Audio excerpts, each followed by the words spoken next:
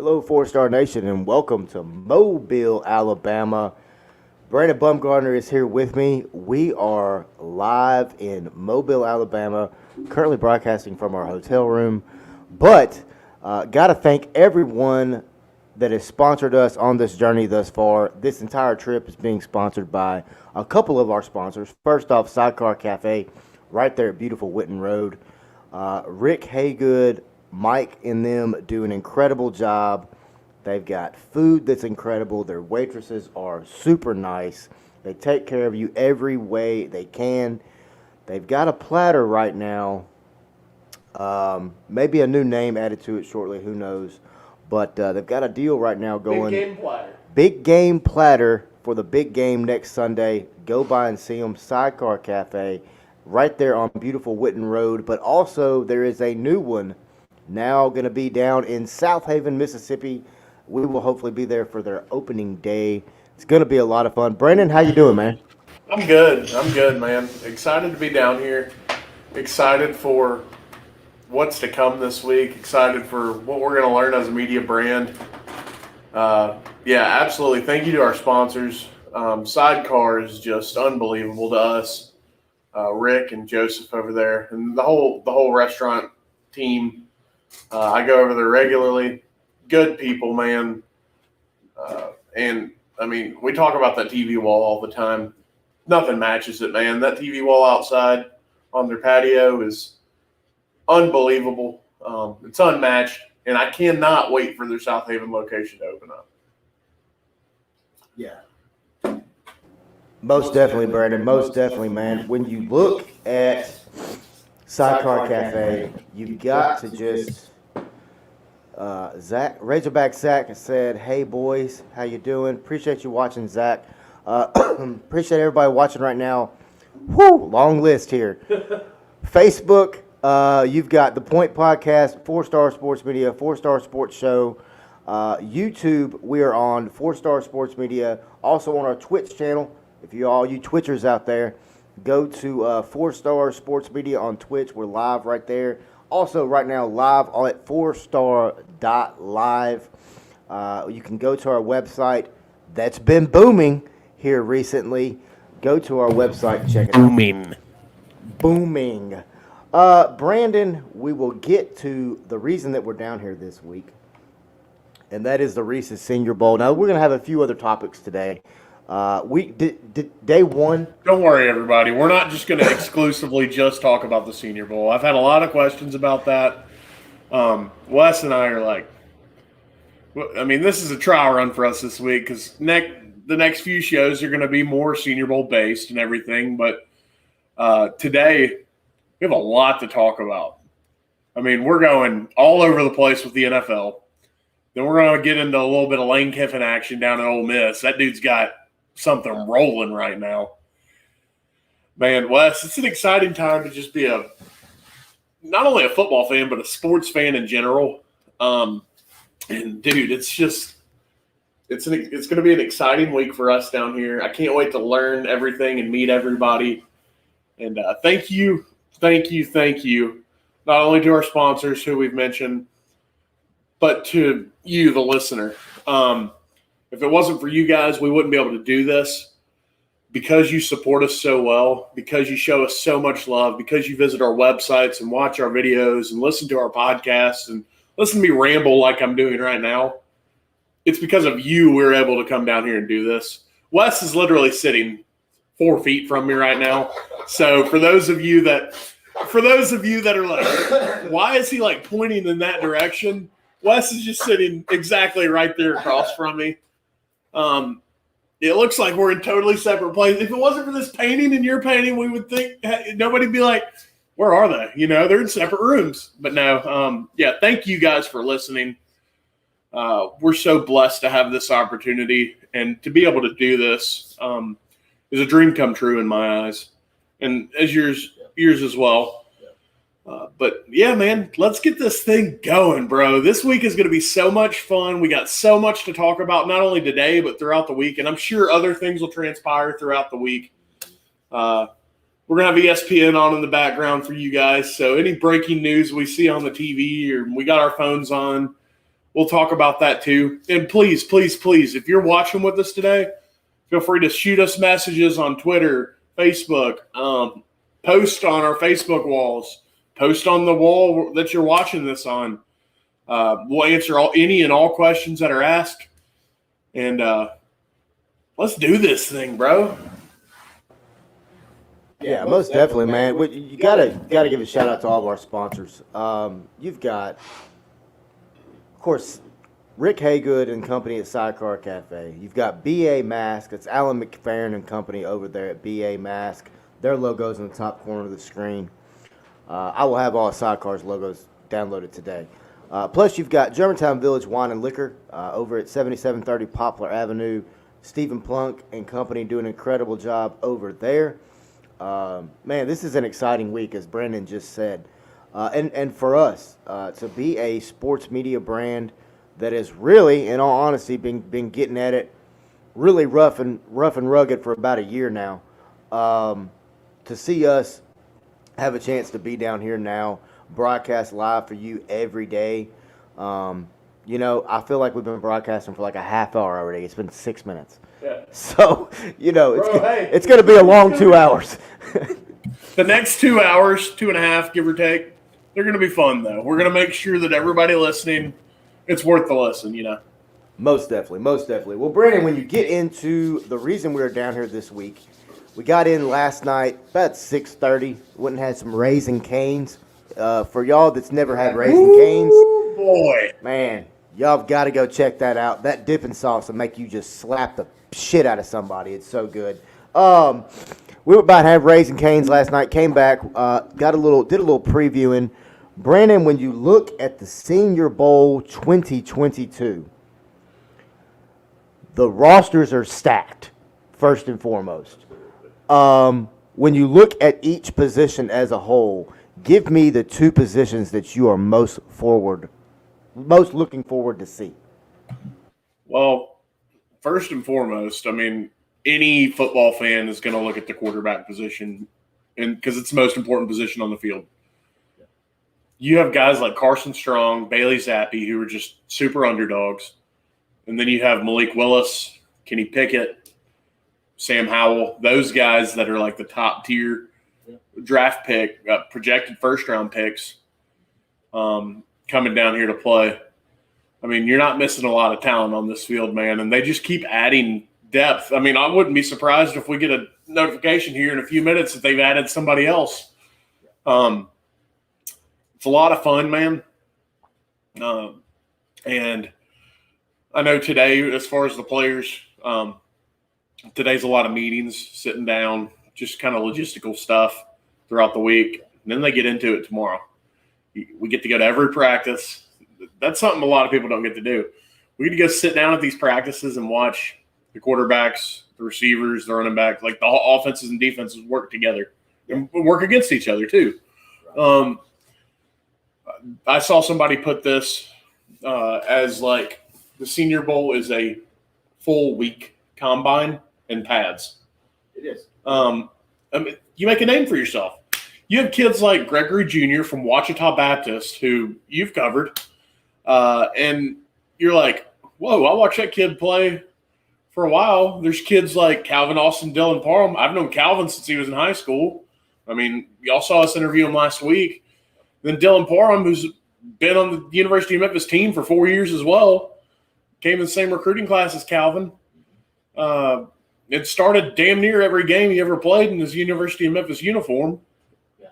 Come down here, and he's going to make a name for himself. This is a week where guys separate themselves from the field, and it's just going to be a lot of fun to see. And I wouldn't be surprised if there's some kid who makes a name for himself in this game, and that's what makes him a first-round or a second-round pick.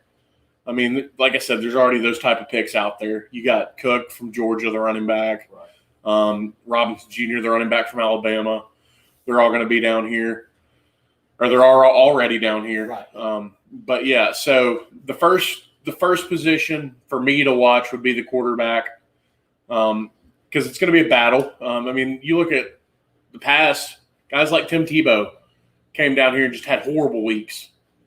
And then they ended up making it in the league. Now, granted, I'm very biased about Tebow. I think he wasn't really given a fair shake at the NFL. But you come down here, the slogan is the draft starts in Mobile. What better way to start it? Get all the best seniors in the country around each other to come play a good football game and have a great week of work. My second position to watch, it's a little bit different, but DB. I like watching the DBs work, man.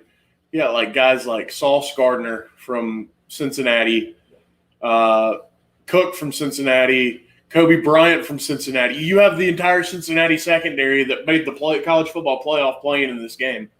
I talked about Gregory Jr. already. There's another kid from Fayetteville College out of North Carolina. I can't remember his name exclusively, and I apologize for that in advance. But we'll learn these names throughout the week as well. And I can pull the roster up here in a little bit. But, man, Wes, it's just so freaking exciting to be down here and talk about these kids that we've watched on TV for the last 4 years. And they deserve the credit because they've worked their asses off to get to this opportunity. And you know what? Calvin said it last week in our interview. It's nut up or shut up time for most of these guys that are coming down here because there's no guarantee you're going to get drafted. But if you show out in front of GMs, other coaches, then you can sit here and say, okay, cool, let's do this thing. Yeah, most definitely, man. And, you just talked about him, Gregory Jr. from Ouachita Baptist. The young man was actually at the NFLPA Collegiate Bowl this past week. Very, very interesting what he did, Brandon. He practiced throughout the week, so he got the reps in practice. Savage move. It really is. And then game day, he was like, yeah, just kidding. You want to see me play? Come to Mobile. Well, we're here, Gregory. Don't get me wrong. We're here. The Hula Bowl, NFLPA Bowl, they're good events. But the biggest of the big dogs is right here in Mobile at the Senior Bowl. I know people that make time out of their day to watch the Senior Bowl because it's the last college football game of the year. Of course, they play it under NFL rules and everything like that, but it's still a college football game. And what a great week. So next Saturday, you have the Senior Bowl. After that, you're leading into Super Bowl or big game week. Yeah. I can't say that word. I'm sorry. NFL sue me. We don't have a lot of money.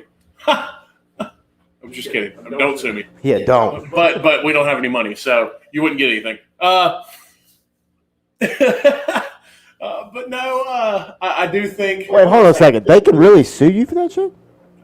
I assume so. That's bull. I mean, they own the rights to the words super and bowl, so that's why I have to correct myself every time I say it. That's ridiculous. And I say big game.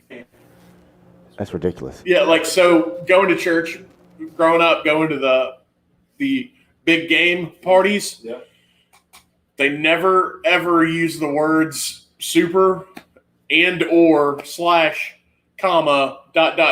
bowl. I put all those words in between, or those in between because I don't want, We just always called it the Super Bowl and didn't. But no, like I was saying, man, we're going into Senior Bowl week, fun week of football, landing right into the Pro Bowl this Sunday. The following Sunday, big game. Totally forgot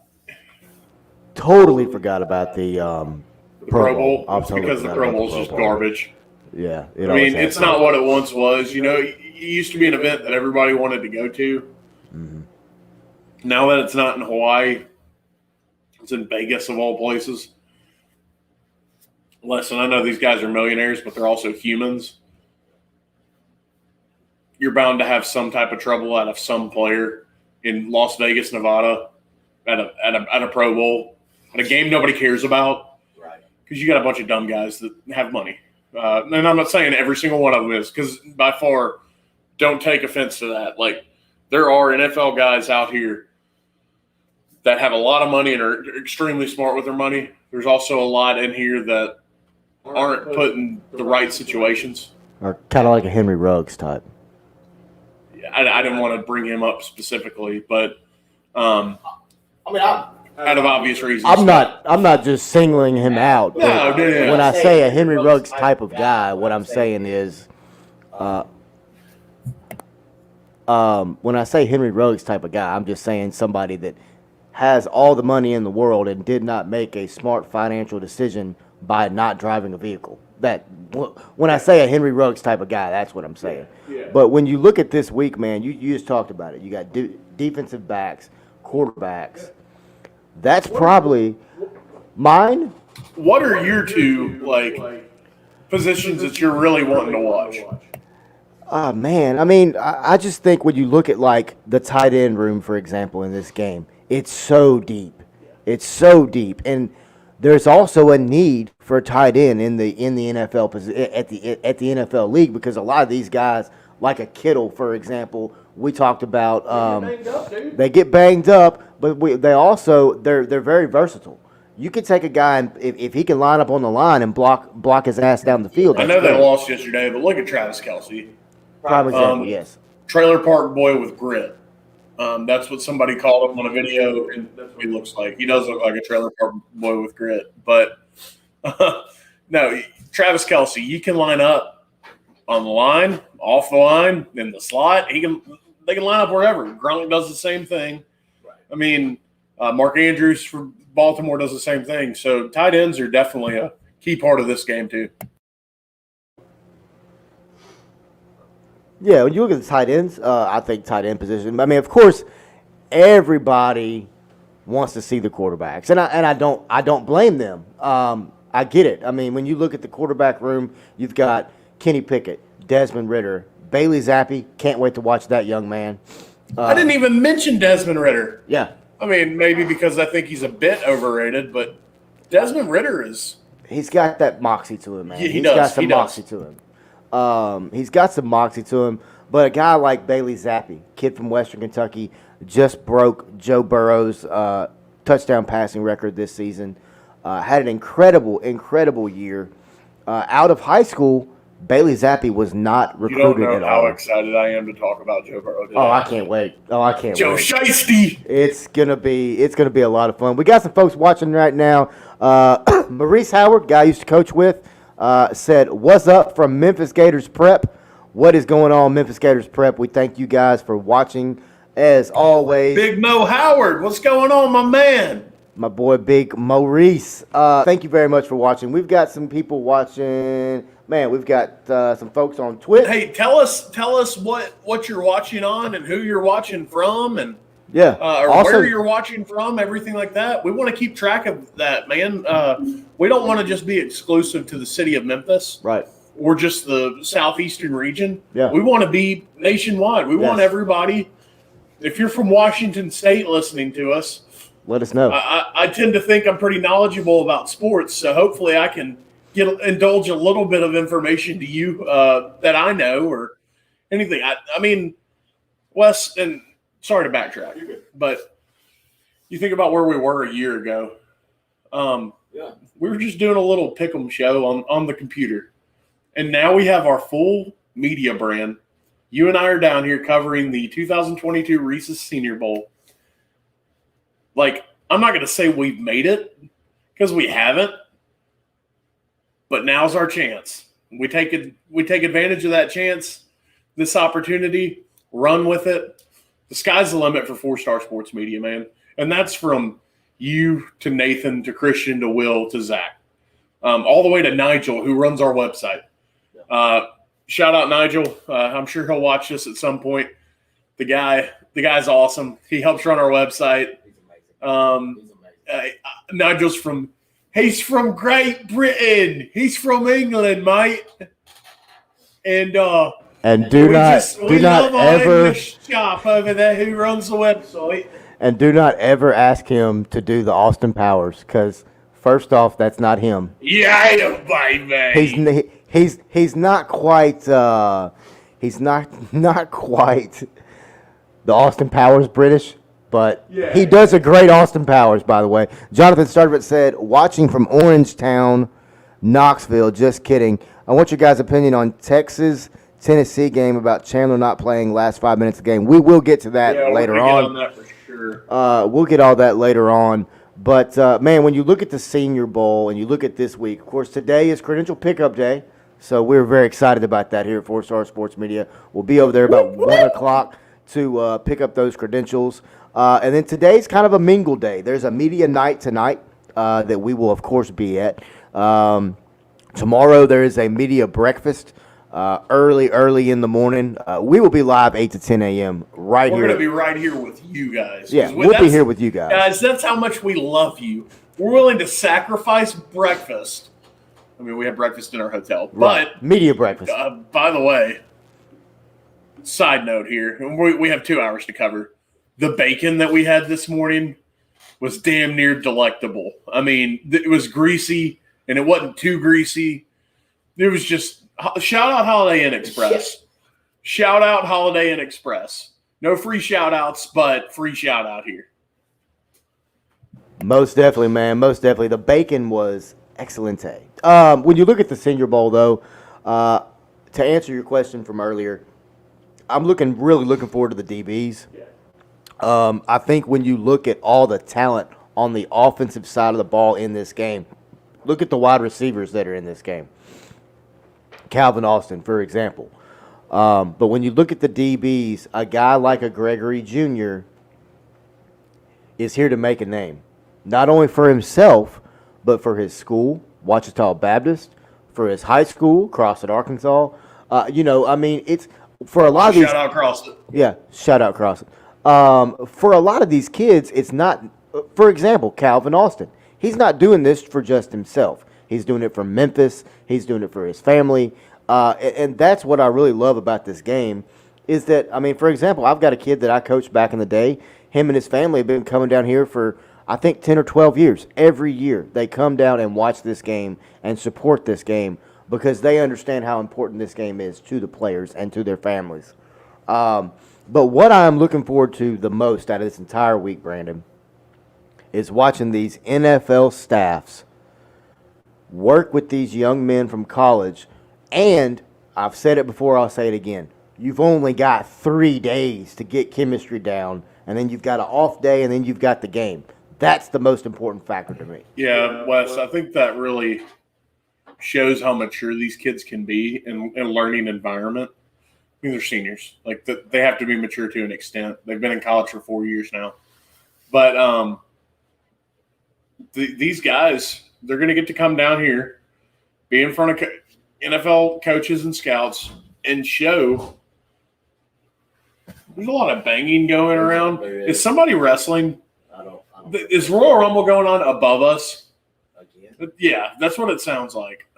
Sorry. But no, I really think that the maturity level is going to be shown this week. And you're putting kids into a situation they've never been in their lives. Who's going to come out stronger from it? Who's not going to come out stronger from it? And you're going to learn. And, I mean, look, the competitive spirits are going to come out this week for sure because these guys are all fighting for the same thing to get to the NFL. But this is the week where these NFL staffs and rosters and whatever, they learn, hey, that kid's mature. He'd be perfect with my squad. Or that kid's not so much mature. Or maybe it's a kid who's a project who shows promise in his meetings, might let his emotions get the best of him, but not too much. This is one of those weeks where you're learning about who you're potentially going to draft. It's kind of like a week-long Tinder date. You're everybody's figuring everybody out. You know what I'm saying? Like, Yeah, it's like a middle school relationship. It's like it's kind of like speed dating. I've never speed dated in my life. yeah. Well, I just assume it would be like that. It's like yeah. So speed dating, you sit down, you talk with one girl, you move on to the next one after so much time. That's what this is. Because don't get me wrong. So both these teams, The National and the American. I think of baseball when that happens. But both these teams, the National and the American team, they get to meet with each other's staffs. Yeah. No matter what roster you're not exclusive to that roster. Trades can be made in this game. I think I forgot about it. Yeah, Jim Nagy said it on a podcast I was listening to the other day. He said trades can be made in this game. Just hypothetically, Calvin's on, I believe, the American team right now, national team right now, coached by the Detroit Lions. If during game week, the practices are separate, but say a guy, I hope it doesn't happen, but somebody gets injured, and Calvin's not getting the snaps he needs on the national team. Say the Jets coaching staff is like, well, hey, we need another receiver. Y'all have good receiver depth over there. We'll trade you a D lineman for Calvin Austin. Cool. Yeah. And it also shows how flexible that player is, because if they can go in thinking they're on this team and then switch it midweek, be like, okay, cool. Let me go play for the American team and show out.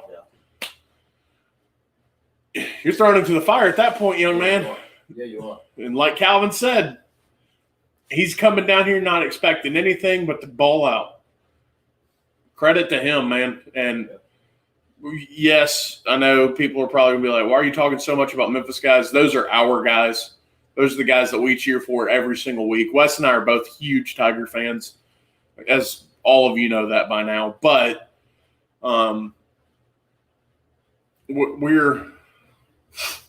here's the difference between 4-Star Sports Media and Others. NFL Network or whoever.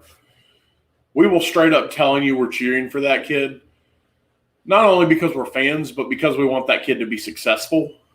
And I really think that coming down here this week and giving a non-biased opinion about whoever's going into this game is only going to give us growth as a brand as well. Because people are going to be like, oh, hey, those are two fans covering an event. They're professional. They do their work. They write articles. They do sideline reports, everything like that. Keep up with 4-Star Sports Media Twitter this week, by the way. I'll be tweeting from it live at the game. Wes will be writing articles, amongst other things. As we've already said, we're going live every day from 8 to 10 a.m. And then, heck, if we get bored, we might come on here at night just to kind of recap certain things. But, no, man, being down here, the maturity, the growth of these players is why we're here. We're here to follow these kids into their next footsteps of life, you know. Most definitely, most definitely. Maurice Howard said MJ signed with Peach State Cats Arena Indoor Football. Awesome. MJ Howard played at Cordova. Maurice Howard Jr. is what his name is. Played at Cordova. Also played for the Memphis Gators prep team. Talented young man. Very talented young man. But he will be playing for Peach State Cats Arena Indoor Football. Maurice, please tell that young man congratulations. I'm very happy for him. When did MJ play at Cordova? I'm a Cordova grad, so I'd like to know. I was coaching MJ in Maurice. If you're still watching, correct me on this, buddy. I was coaching MJ 2007 to 2009. So this was probably this was 10, 11. So you're looking at. Oh, so he's probably close to my age. He's close. He said 2019. Okay. So he was. I don't know how long MJ was at Cordova. He might have been transferred out there, unless he went there all 4 years. But I was out there. He wasn't there 4 years. I think. If he was out there his freshman and sophomore year, I would have been out there. Yeah, I think he transferred in and out. Gotcha. But yeah, 2019. Yeah, Maurice is a great talent, smart young man, cerebral runner.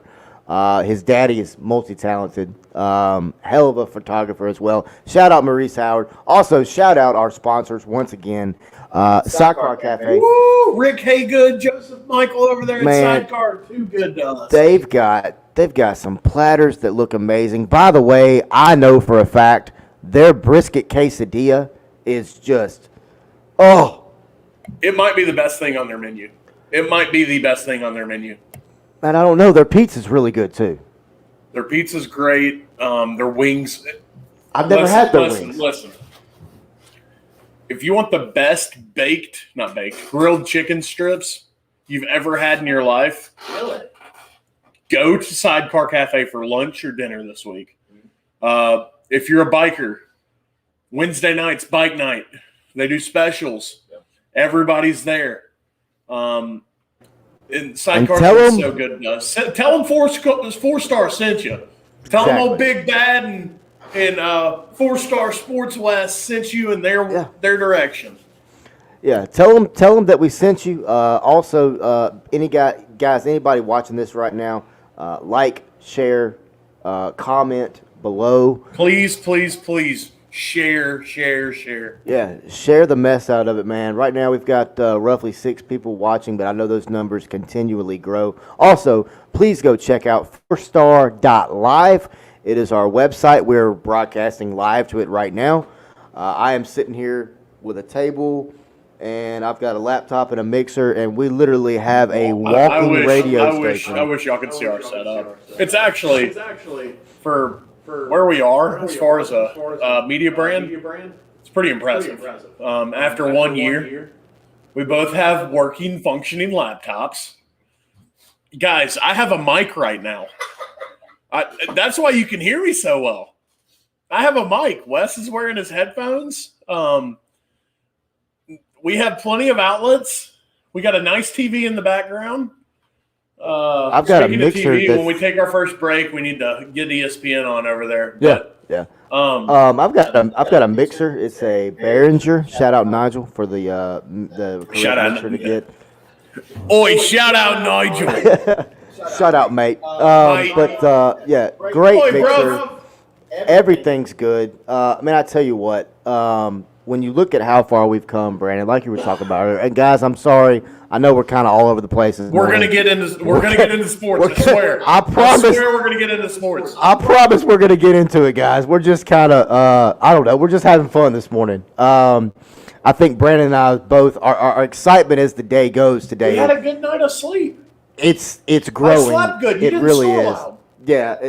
Guys, Wes is like 4'2", and I'm 6'5". So you would expect me to be the one who wakes up the room snoring like a train. Man, Wes purred like a kitten last Marie night. said, "Let me know, and I'll come on and explain post grad at Memphis Gators prep." Okay, cool, absolutely, love that. Would love that, man. Maurice, just hit me up, bro. You know how to get with me. We would love to have you on, and Maurice as well, and MJ, sorry, as well. Yeah, man, Brandon, when you look at this week, it's going to be a lot of fun. You've got credential pickups tonight, media nights tonight. We get to go and rub some elbows with some people. Tomorrow, practice. First off, we'll be live 8 to 10 tomorrow morning. We've got Lennon Crisp from Sports Media and Culture coming on with us at 8:45 to talk a little bit about South Carolina football and Georgia football in this game. We've got Tony Siracusa from Last Word on Sports will be on with us tomorrow morning at 9:15 or 9:30, one of the two, to break down this game. Also, Tony was at the NFLPA game this past weekend, so we'll be able to talk to him about that as well. And he had a very cool encounter with a guy named Carl that paints the stadium. Oh. Very, very cool encounter with him, so I'll be sure and bring that up with him. Tomorrow, we'll have Tony on. Guys, we got a full week of guests. Don't want to give them all away. Wednesday, we got some guys coming up. Thursday, we got some guys coming up. Friday, game day Saturday. Potentially big guests be added to the rest of the week. Yep. If y'all stick with us, I know we're goofy. I know we're not your typical sports media guys because we're kind of on and off topic. Stick with us, man. I swear we're going to get into sports. Yeah, we are. We're going to talk about sports right after Wes talks about what he's talking about right now. So, yeah, most definitely. But Brandon, speaking of sports, let's get into it. Man, we got to talk. We got to talk football. I don't think there's any other sport we can talk do we want about to start right with now. the games, or do we don't want to start with what transpired with what Adam Schefter reported this week. That's where I want to start. Yeah. It's pretty important. The greatest player of all time is involved. So yeah. So earlier this week, actually it was Saturday, Adam Schefter, ESPN, not questioning his credibility. He's got more credibility than I may ever have. Yes. And I just want to preface by saying that. But Adam Schefter reported that Tom Brady would be retiring from the NFL after 22 seasons. And Tom Brady Sr. said, "Not so fast." He did. Tom Brady Sr. came out, was it yesterday? Yeah. And said, pump the brakes a little bit. Pump the brakes right there. My son's not quitting football. He said his son's not going anywhere. So I'm really interested in this whole dynamic because you've got a guy I'll give like you my take in a second. You've got a guy like Adam Schefter, who let's just be honest, everybody in this nation knows who he is. If you don't, you live under a freaking rock. And secondly, if you don't understand his credibility and his line of credibility throughout the years, it's insane. But he put out this post. Typically, when it comes to a guy like Adam Schefter, Pete Thamel, guys like that, they're not going to put it out unless it's a fact. I think he may have jumped the gun. And I don't want to misspeak on this, by the way. I think he may have got solid information and said, let's stick it out there. I think he may have jumped the gun, or I think the information was leaked before Tom wanted it out. Yeah. It's one of those two. I just can't figure out which one it is. I think the information was absolutely leaked before Tom Brady wanted it out. Here's my take on it. Tom Brady's going to retire. Yeah.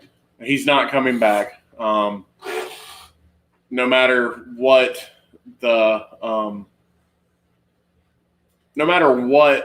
Brady Sr. said, and supposedly, I hadn't seen like a video of him saying it.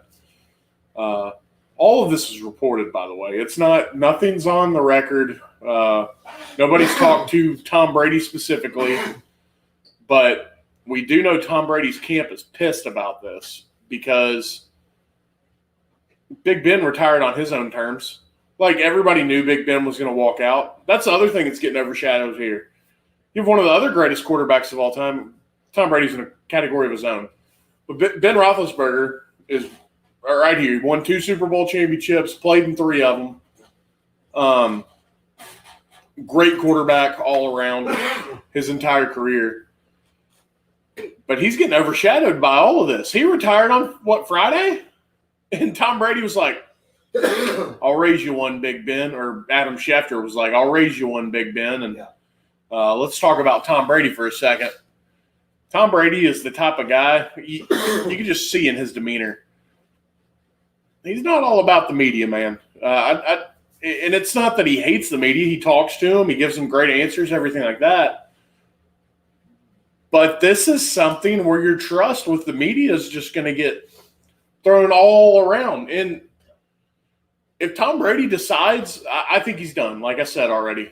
But if he does decide, hey, I want to come back and give it one last go-around, you know how stupid that's going to make a lot of these reporters look? Such as a Adam Schefter or anybody who was reporting that Tom Brady's retired, because none of it's official right now. Right. Now, yes, I made a post on Facebook, 7 Super Bowl titles, 13 Pro Bowls, 3-time MVP, all-time touchdown passing yards, and like receptions. Yeah. Like, he holds all those records. Nobody is ever going to meet any of those records. You could add 2 more games to the regular season, and Tom Brady's records are still going to stand for years and years to come. But Tom Brady changed the game of football, dude. Guys like Tom, Peyton, Elway, Ben, Rodgers. Who knows what he's doing? Nobody, and we'll get into that too, but like, those guys are the ones who laid the foundation of this current NFL. And now you have guys And we'll talk about Burrow and Stafford and those guys here in a minute. But you have those guys who have laid the foundation of what to expect out of an NFL quarterback every day. I don't think they're big fans of the media right now, especially when you have a guy, Peyton walked out on his own terms. Big Ben got to walk out on his. But now, because it's Tom Brady, you're sitting here saying, oh, he's retiring. Let it come out of his mouth. It's not your business to put his business out there. Now, I know he's an NFL player and things happen and this is your job. If the guy's truly retiring, let him do it on his own terms. He has given his life to football. He's given his life to this league. He gave his life to the Patriots for a long time. Now he's a Tampa Bay Buccaneer. Let him retire and tell us when he's done. Don't go out there and say, well, Tom Brady's retiring according to my sources, so-and-so. We should expect an announcement in the next few days, you know. At least play with the public a little bit and say, big news coming out here in the next developing days, trying to get it confirmed. Once you say it's confirmed, then put it out there. Schefter went out there on a wing and was like, according to my sources and people who are around Tom Brady's camp, like, come on, dude. Like, and you got this dude's dad backfiring on you? This guy's 44 years old, so his dad's got to be, what, 60, maybe 70? And he's out here saying, no, my son's not done playing football yet. He has not made a decision. Now, I think he's made a decision. I think he was going to announce maybe yesterday or today. But Schefter came out and was like, Tom Brady retiring, done from the NFL. And the funniest part about all of this is you have guys like Schefter saying he's done, and then you have other people on ESPN saying, oh, wait, according to my sources, he hasn't made a decision yet. We've talked to the Buccaneers GM. We've talked to their coaching staff. This is a weird situation, Wes. It's something that I've wanted, and this is going to sound mean, and I don't want it to sound mean, but it's something that I've wanted to happen at ESPN for a very long time. And I'll explain why. How many times do we watch ESPN and we watch that ticker at the bottom, and all of a sudden that sucker turns red and it says breaking news? And we take that news that we see on ESPN, and it's the gospel. We believe it, we tweet it, we share it, we create posts about it. Anything that they put out on ESPN, I'm sitting there like, wow. It's like the TMZ of sports. Yes. Like, so if TMZ puts something out there, 99% of the time it's factual. You rarely see ESPN come out there and say this, and then it not be followed up, and we don't actually have an answer for it. Right. And that right there is my point. You got guys like Adrian Wojciechowski. I mean, you could list all the freaking insiders that ESPN has. There's more. There's guys that write for ESPN under alias names that have been doing it for years, and nobody even knows who they are, a la Ryan McGee from Marty and McGee. A lot of people don't know that. Ryan McGee's been writing for ESPN since he was like 19 years old under an alias.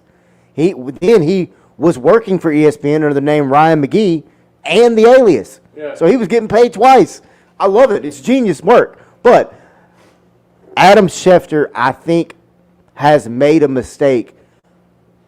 I'll use a term that people use down in CrossFit that you can't crawfish out of. You can't squirm and wiggle your way out of this one. You got to fix it. But I don't think he can. I think it's too late to fix it. But this is what I want, Brandon. And I don't like media drama in the media world, but I kind of do. I want to see how ESPN fixes this. Because, let's be honest, when it comes to the NFL, Adam Schefter is their number one guy.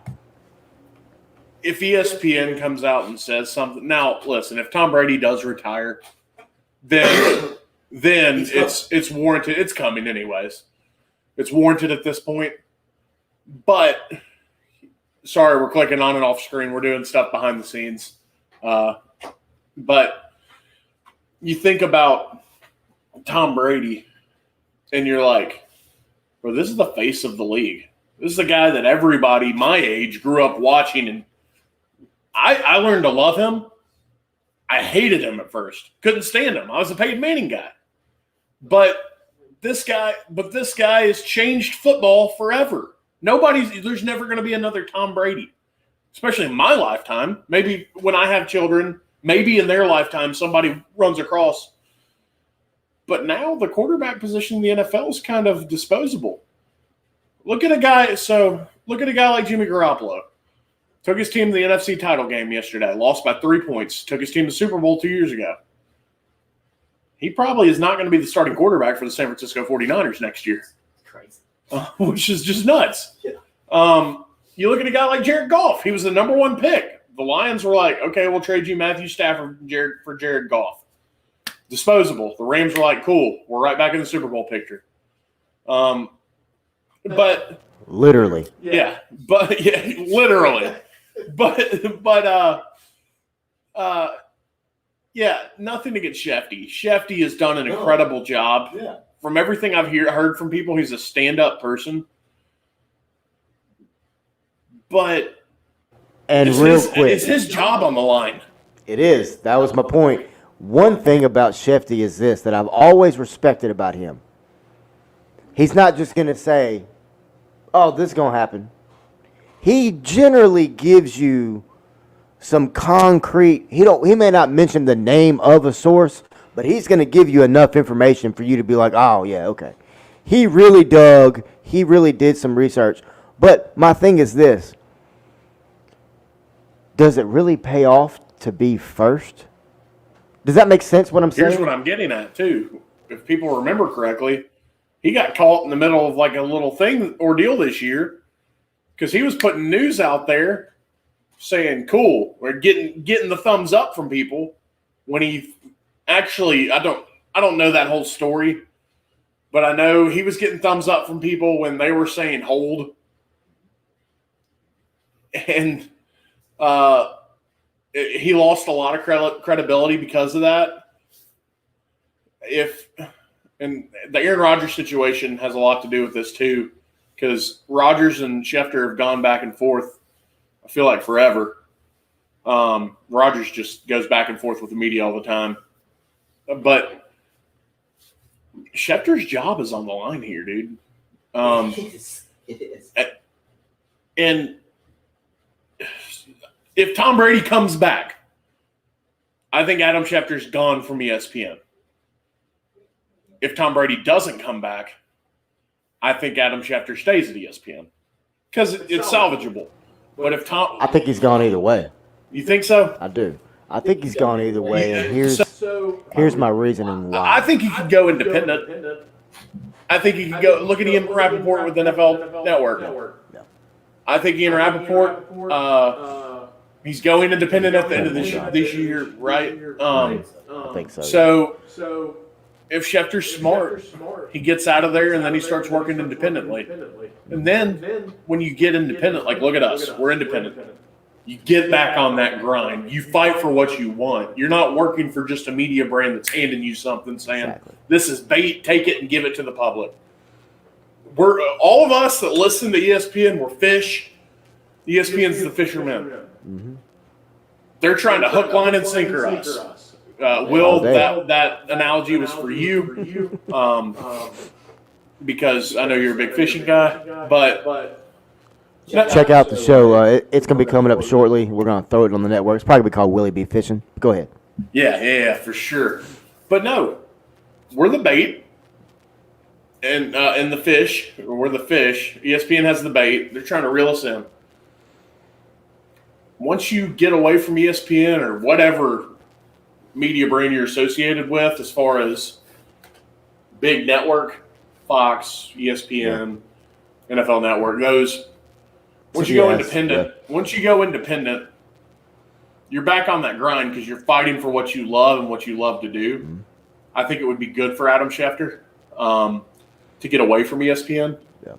And I'm not saying Schefter is a bad at his job by any means. Do not sit here and act like I'm saying that, because I'm not.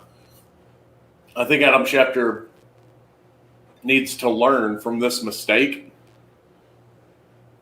get back to what he once was. That was when he was working out of Denver. And this is when he was a beat writer for the Broncos. That guy was more credible than almost anybody that worked at ESPN, anybody that worked at NFL Network. And this is because he was a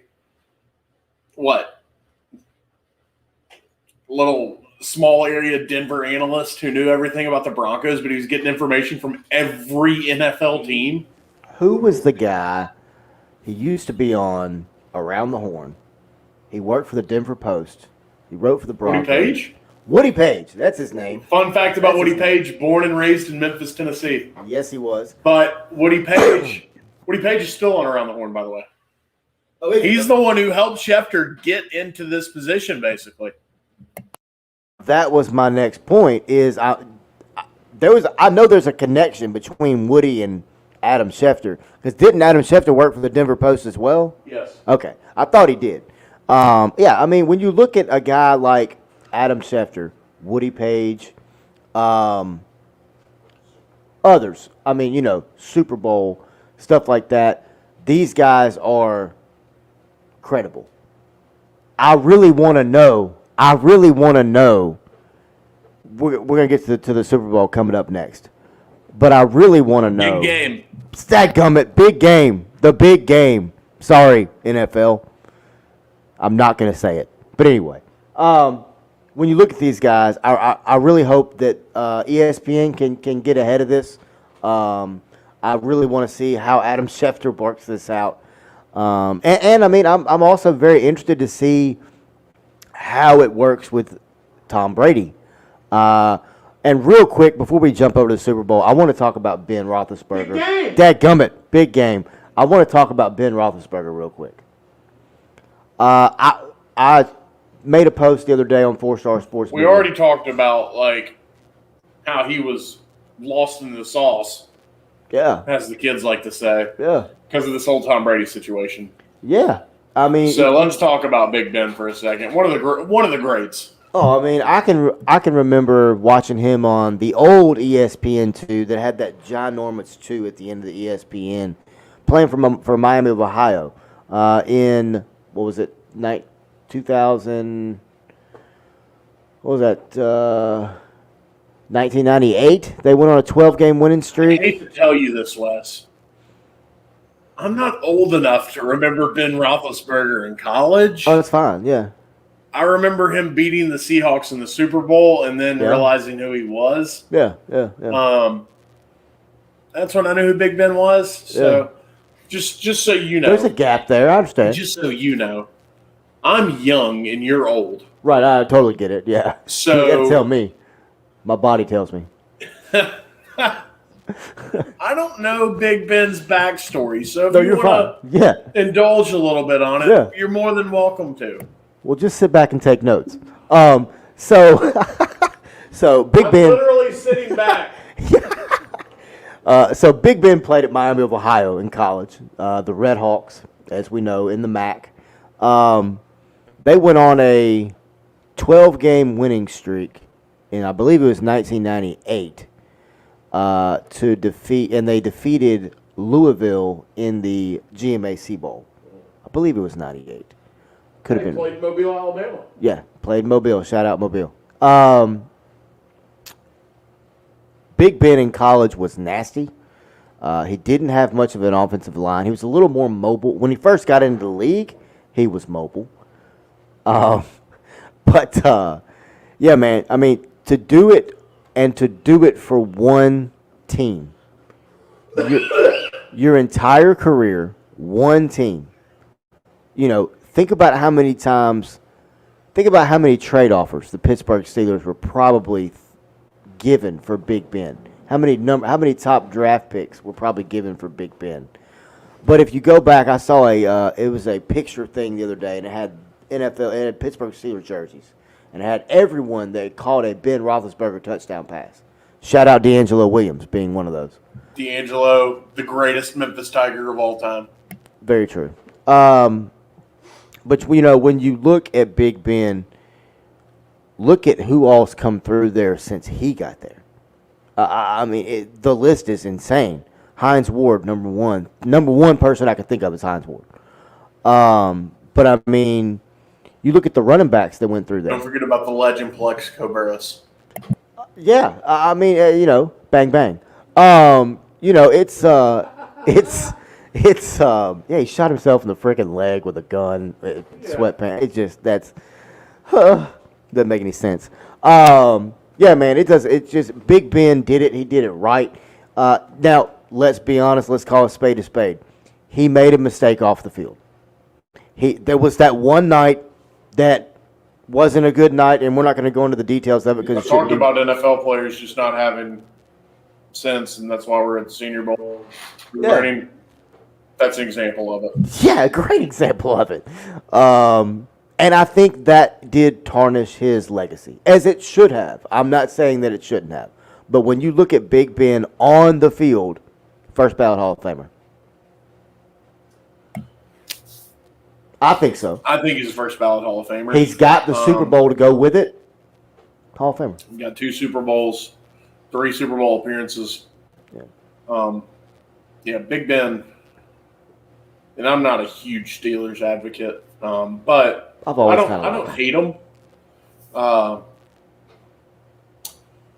guy, like I said, was one of the guys when I was growing up. Yeah.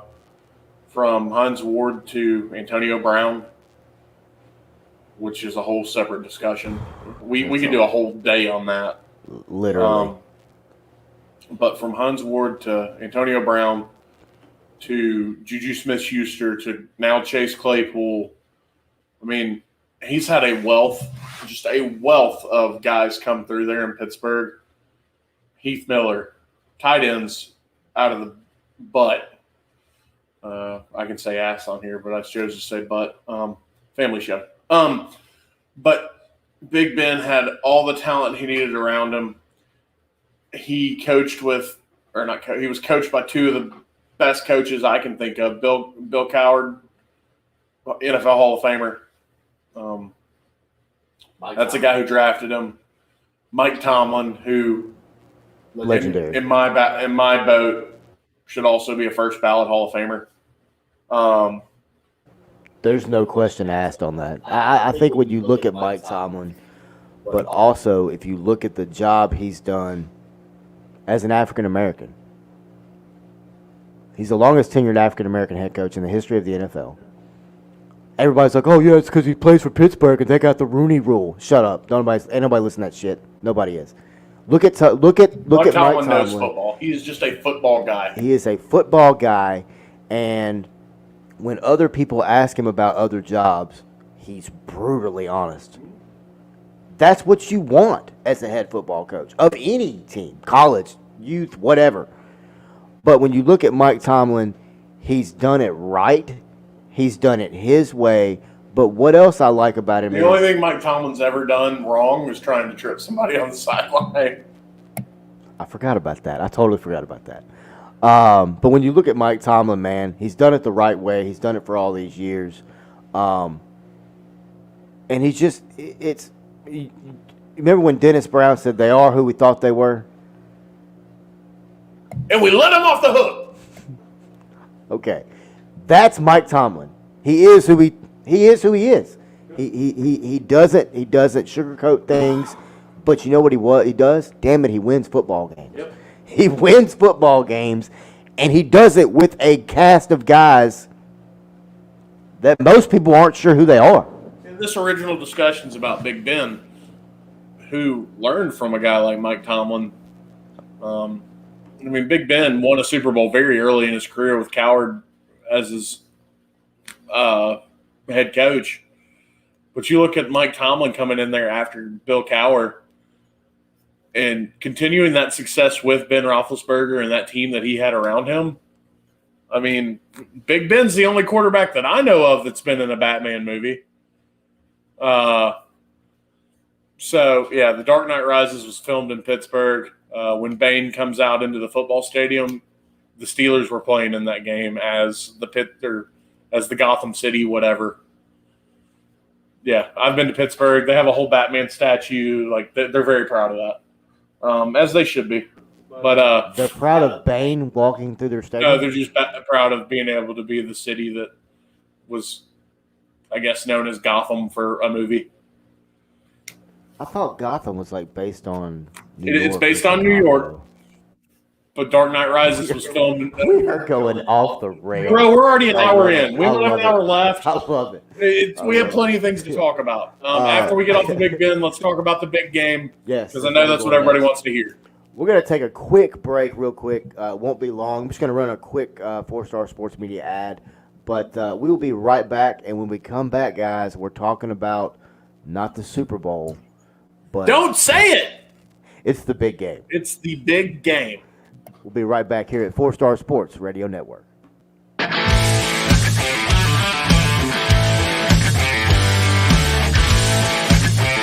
Hey fans, did you know that 4-Star Sports Media now has a YouTube channel? You can catch exclusive content covering all things Memphis Tigers and the Arkansas Razorbacks. Shows like The Point, and the only show on social media about the Arkansas Razorbacks that is purely fan-driven, Inside the Hog Pen. Plus other shows like The Hog Trough, The 4-Star Sports Show, and many more coming soon. So check them out today. Go on YouTube.com and search 4-Star Sports Media.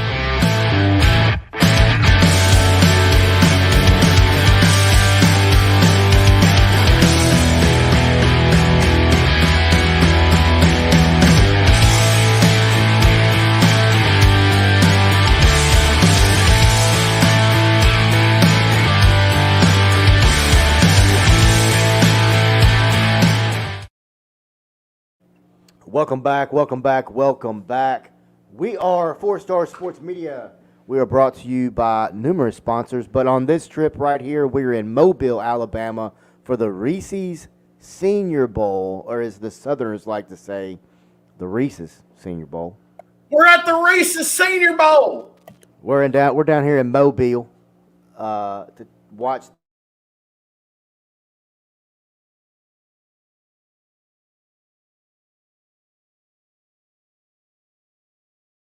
But another game that is another big game. Another very big game that is on the minds of everyone. Yesterday, Brandon, let's go ahead and get into it, man. We watched one of the games driving down here, or you did, I drove. Kansas City Chiefs. I gave Wes play-by-play. He did. I mean, I had it blaring through the speakers. Kansas City Chiefs were at home yesterday to take on the Cincinnati Bengals, led by a man who I think may be one of the greatest quarterbacks I've ever seen. Joe Shiesty!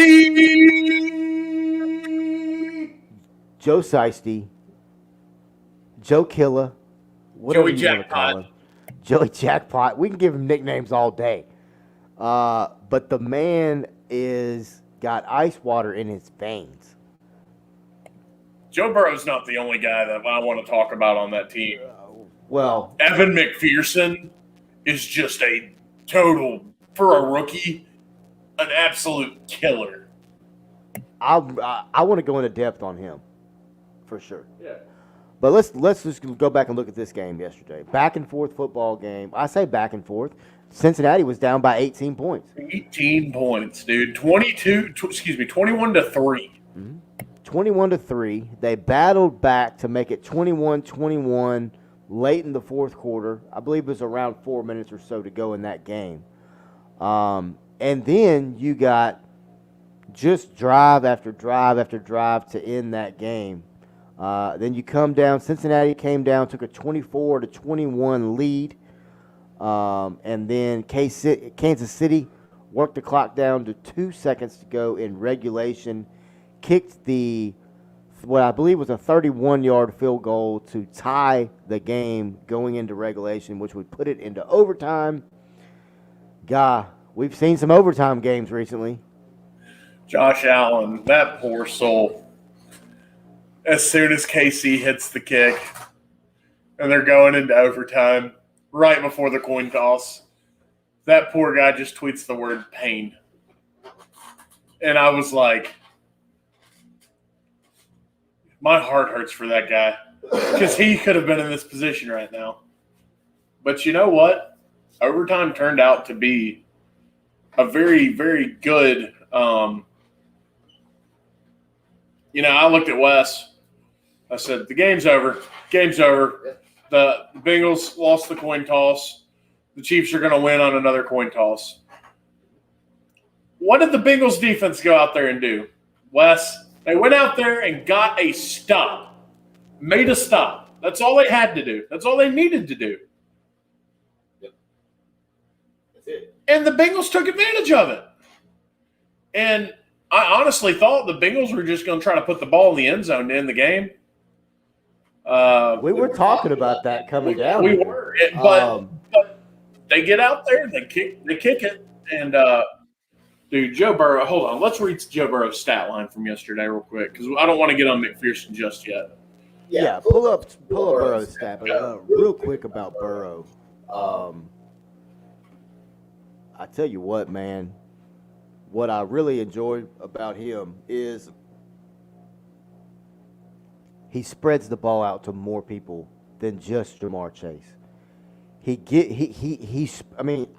I really want to see the breakdown of who caught how many passes. You know what I'm saying? Who he threw to. Because when you look at Joe Burrow, go back and look at it from last week, Brandon. They said that his headset went out for 3 drives in that game. Joe Burrow was literally just going down the field and calling plays. On all 3 of those drives. He did. He scored on all 3 of those drives. But I tell you what, man, the way Burrow was cerebral yesterday against a good Kansas City defense. But you know what they did? They pulled a Kansas City on Kansas City.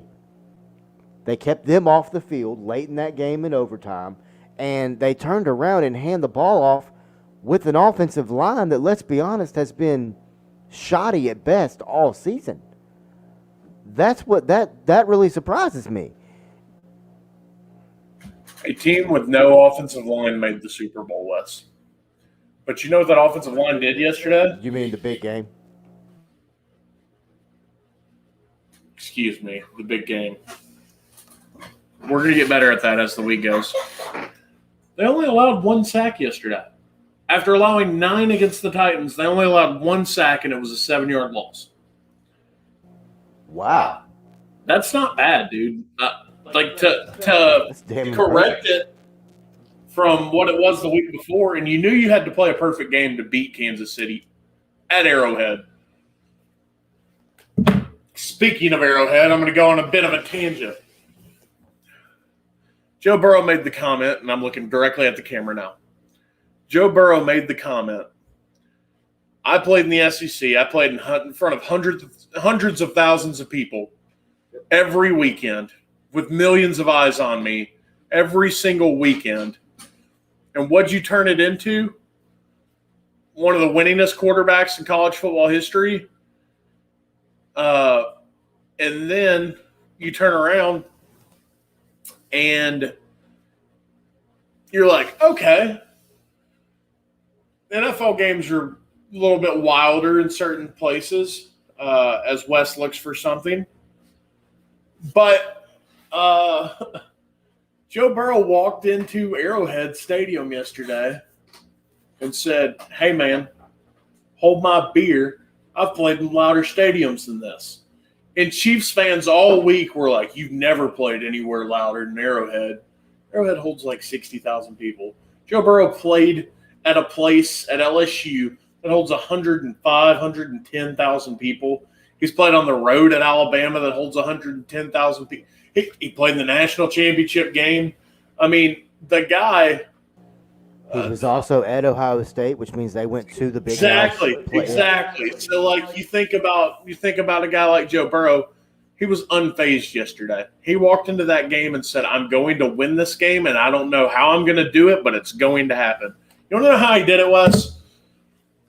He was 23 of 38 passing, 250, 2 touchdowns, 1 interception.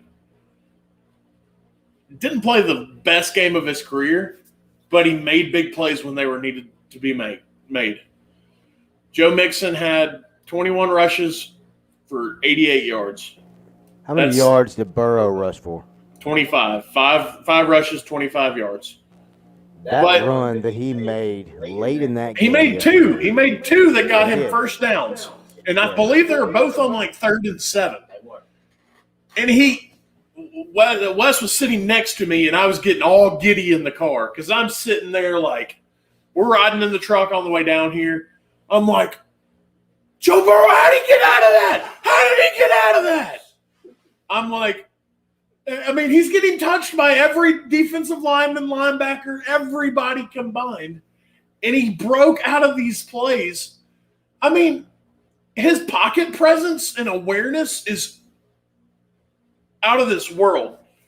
So I'm going to read you what he did with his receivers. T. Higgins, 6 receptions, 103 yards. That son of a bitch. Sorry. Didn't mean it like that. But that guy, that son of a gun, makes a play when it's needed to be made. It's too late now. You guys keep going. Then you got a guy like Jamar Chase. 6 receptions, 54 yards, touchdown. Speaking of Jamar Chase, undoubtedly now the offensive rookie of the year, I think, in the NFL. First year player, go into the big game. But then we get into the special teams aspect of it. Evan McPherson for the Cincinnati Bengals. 4 for 4, long of 52, 1 for 1 of the extra point. The guy scored 16 points on his own yesterday. Or no, not 16, 13. I can't count. I'm sorry. I gave him 4 extra points. I might as well have given him 4 extra points. But Evan McPherson just played his butt off, man. He was there to make plays. He did it when he had to. Kickers are people. Like, unfortunately, I know some of you are like, it's special teams. It doesn't matter to me. A lot of the times kickers end up winning you the game. If they're on, they're on. If they're off, they're off.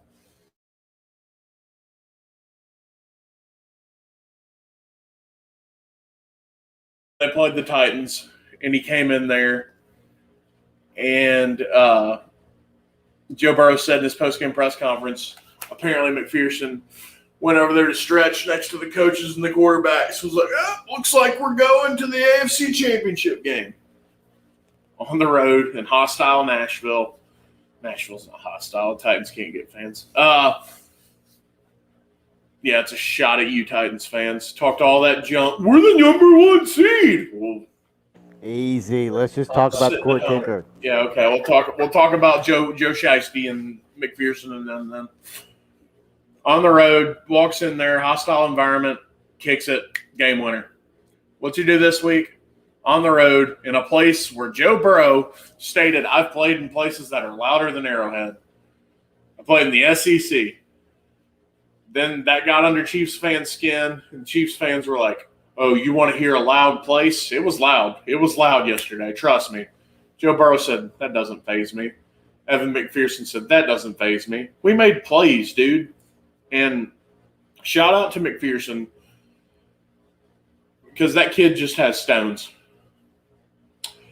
And if there was there needs to be some type of special teams award in the NFL. I think he would be deserving. I don't think there is. I haven't heard of a special teams player of the year or anything. I know some guys get to go to the Pro Bowl, but this guy's playing the big game. I figured there'd be like a kicker of the year, special teams player of the year, or something. I mean, specialty player of the year maybe is what they would call it. But yeah, when you look at McPherson, man, the guy's got a brass set of nuts, and it's just. He just hits everything. But you know what I love, Brandon? He does it with so much calmness and moxie. He's just That's his job. He's out there to do it, and he does it. I mean, that's just all there is to it. But when you look at the Cincinnati Bengals, this is the first time they will play in a Super Bowl, because that's what it was called back then. NFL championship. This is the first time they'll play for a chance for an NFL championship, for a Lombardi trophy. How about that? For a Lombardi trophy since 1989. I was 4 at that point in time. And I believe Boomer Esiason was their quarterback in 1989. So when you look at Joe Burrow, they said a stat last night, Brandon, during the game, that there have only been 2 men in history that have won a Heisman Trophy and a NFL championship, or a Lombardi Trophy. And that would be Joe Namath and Joe Montana. Could Joe Burrow make the third? I find that stat very cool, by the way, that they're all named Joe. What are the odds of that in the first place? But I do think that's really, really cool. Let's talk about another stat, Wes. So Joey B is the first second-year quarterback to make it to the game where they play for the Lombardi Trophy since Russell Wilson. Do you want to hear the list of quarterbacks that are? Do you want to hear that list of quarterbacks? I'm going to read it to you real quick. We're going to start from the bottom and go to relative to now. Okay. Dan Marino, Hall of Famer. Kurt Warner, Hall of Famer. Tom Brady, greatest of all time. Big Ben, Hall of Famer. We just talked about it, yeah. Colin Kaepernick, piece of shit. Russell Wilson, probably Hall of Famer. And now Joe Burrow. So side note, Burrow didn't even get to play a whole season last year. He tore his knee in half. And then he turns out to be one of the best. He's an MVP candidate this year. If they don't give it to Brady, they'll give it to Rodgers. And if they don't give it to Rodgers, they'll give it to Brady. But third in line is Joe Burrow. Think of what he's done for this franchise, dude. 2 years ago, they were picking number 1 because they were the worst team in the league. Why would you not give it to him? To Burrow? Yeah. I think you can now because he's made it all the way there.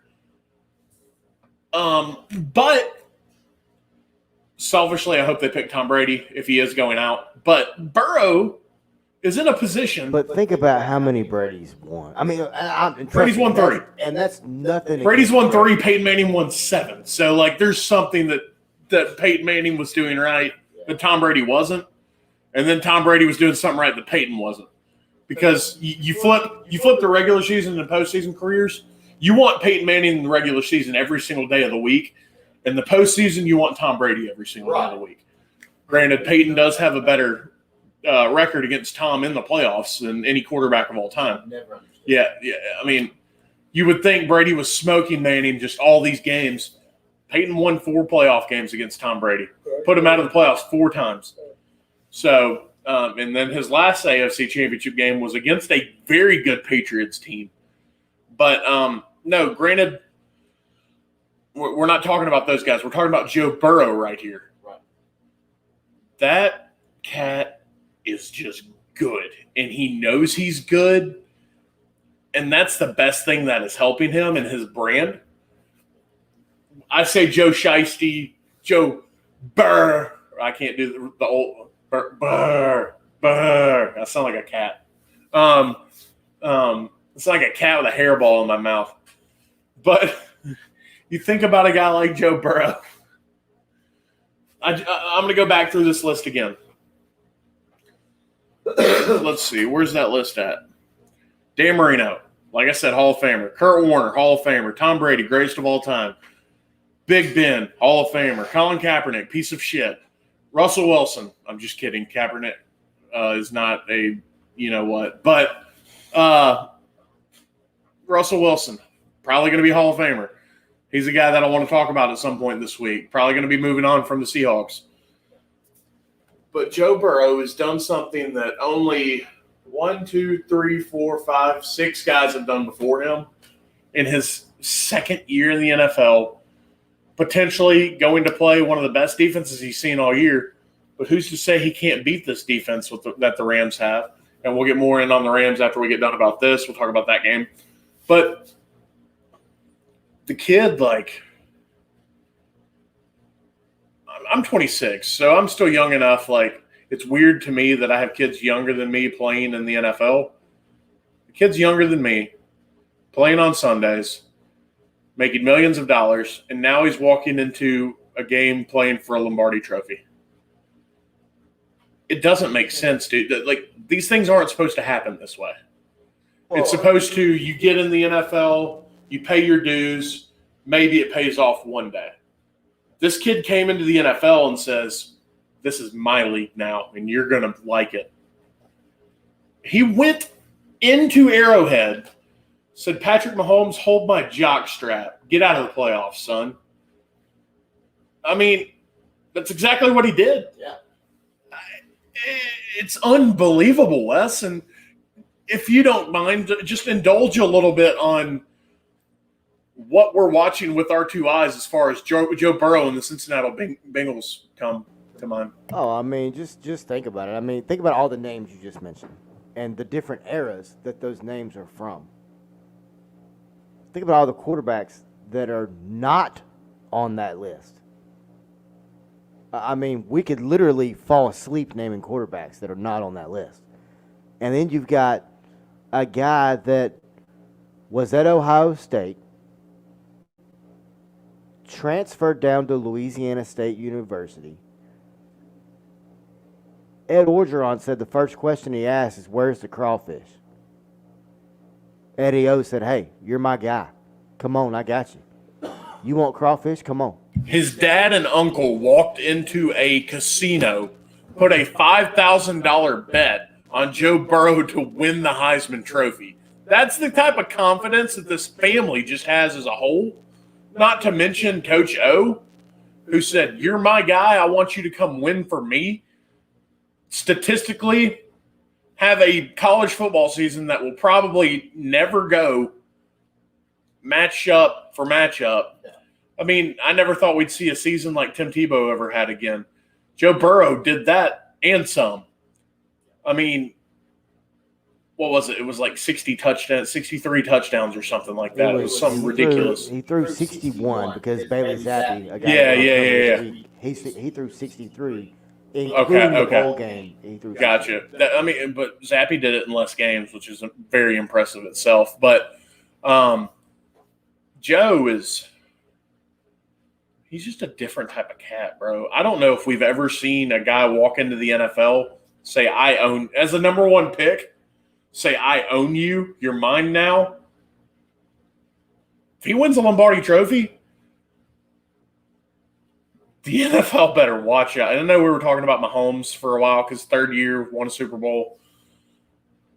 This is different, dude. This cat, I don't care how it happens, he wins games. He does. He just wins. He wins, and it's not that he's winning, it's how he's winning. He's winning without an offensive line. He's winning with a damn good running back in Joe Mixon. Think about this, Brandon. It's kind of like back in the day when we would play Madden and we would create ourselves, and then we would get drafted number one because we were horrible. If you remember back in the day in Madden, you were always a top pick because you were like a 40 or some shit. Like, you were terrible. So you get the top pick, and then 2 years later, you go back and you draft a guy in your second year that you just set NCAA records with at LSU in Jamar Chase. And then you and Jamar Chase are puffing on cigars every game, just like it's New Orleans. Joey Jackpot, baby. Joe Shiesty. And here's the thing. Burrow is doing it with a smile on his face. He's having fun playing the game of football. I talked about the Bengals coach Yeah. yesterday. Zach Taylor, great. And how on the sidelines and just this stressful type of situation, how he could put a smile on his face. That's a type of confidence that just I don't think it's just exclusive to Burrow on this team. No. I think it's the whole team. I think they know they're good enough to go out there and beat anybody they play. And it's just a different type of team, dude. They're young. So great comparison for our Memphis listeners. If you're not a huge football fan and haven't really watched the Bengals this year, think of what the Memphis Grizzlies are doing right now. The Memphis Grizzlies are going into places where they couldn't win a year ago, and they're manhandling the best teams in the NBA. That's what the Bengals are doing to the NFL. And the best comparable aspect of it isn't just the way that they're doing it. It's the way that the Grizzlies are doing it with youth, that the Bengals are doing it with youth. And I know they're two completely different sports, so they're not really too comparable, but it's the analogy that I try to use. So you look at a John Morant. John Morant is your Joe Burrow. And I don't mean to get into Grizzlies talk here, but he's your star. He's the one that's the main killer. He's coming out there for your head. Then you move down the line to Jaren Jackson Jr. Defensive-wise, might win Defensive Player of the Year. Jamar Chase. Both killers. Both make big plays when big plays are needed to be made. Then you go into your kind of secondary market of guys that are also killers. T. Higgins, Boyd, Mixon. That's your supporting cast. That's what the Grizzlies have as a supporting cast. They're very comparable. If you're not a football fan, and I know if you're listening to us right now, you're definitely a football fan, but that's the comparison that I can give it right now as far as other sports and getting people to understand what's going on. If you pay a lot of attention to the Grizzlies, you would know how good they're doing. That's what the Bengals are doing right now. So John Martin of 92.9 ESPN put out a tweet last night basically saying if the Bengals can make it to the big game this quick, why can't the Grizzlies make it to the NBA Finals? They absolutely can. And the Bengals, as far as the Grizzlies are concerned, I know it's, like I said, completely different sport, but look at them for motivation. Look how close they are as a team. Look at their confidence. Just talked about Zach Taylor smiling on the sidelines in a situation where I would be pooping my pants. And that's this entire Bengals roster, top to bottom. But, Wes, I think we're pretty good on Bengals talk right here, man. I'm going to talk a little bit about our sponsors real quick. Sidecar Cafe over on Witten Road. They are our presenting sponsor down here in Mobile, Alabama for the week at the Senior Bowl. The Reeces Senior Bowl 2022, the best seniors in America, playing on Saturday at 1:30. They're kicking off on the NFL Network. We are truly blessed and honored to be down here. We go pick up our credentials today. If it wasn't for guys like Rick Haygood, Joseph Michael over there at Sidecar Cafe, this wouldn't be possible. Wouldn't be possible without you, our listeners. Wouldn't be possible with BA Masks, Alan McFerrin and company over there do an amazing job. Wes, did you know they're in the new Madden game? They're in Madden 22. You can pick a BA mask for your face mask. Yeah, as a matter of fact, Alan and them posted that on their Instagram. Actually, go follow him at BA Mask on Instagram. I believe he's got 7,000 or so followers. Not bad. But we got to get some of these Senior Bowl guys down here on BA Masks, man. Exactly. Alan should have sent us down here as salesmen. Dude, so I mentioned that the other day. Actually, I mentioned it to Calvin the other night, if you remember that. Yeah. So when you go to Madden right now and you go to create a player or custom, you can edit a player. No, but you can go on there and you can scroll through and you can find custom BA mask.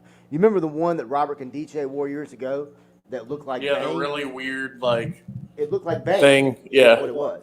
Allen made that. Hand made it. So every That's single some true craftsmanship, one, but it's artwork too. Like, yes, every single mask is handmade. Like hand, everything. It's awesome.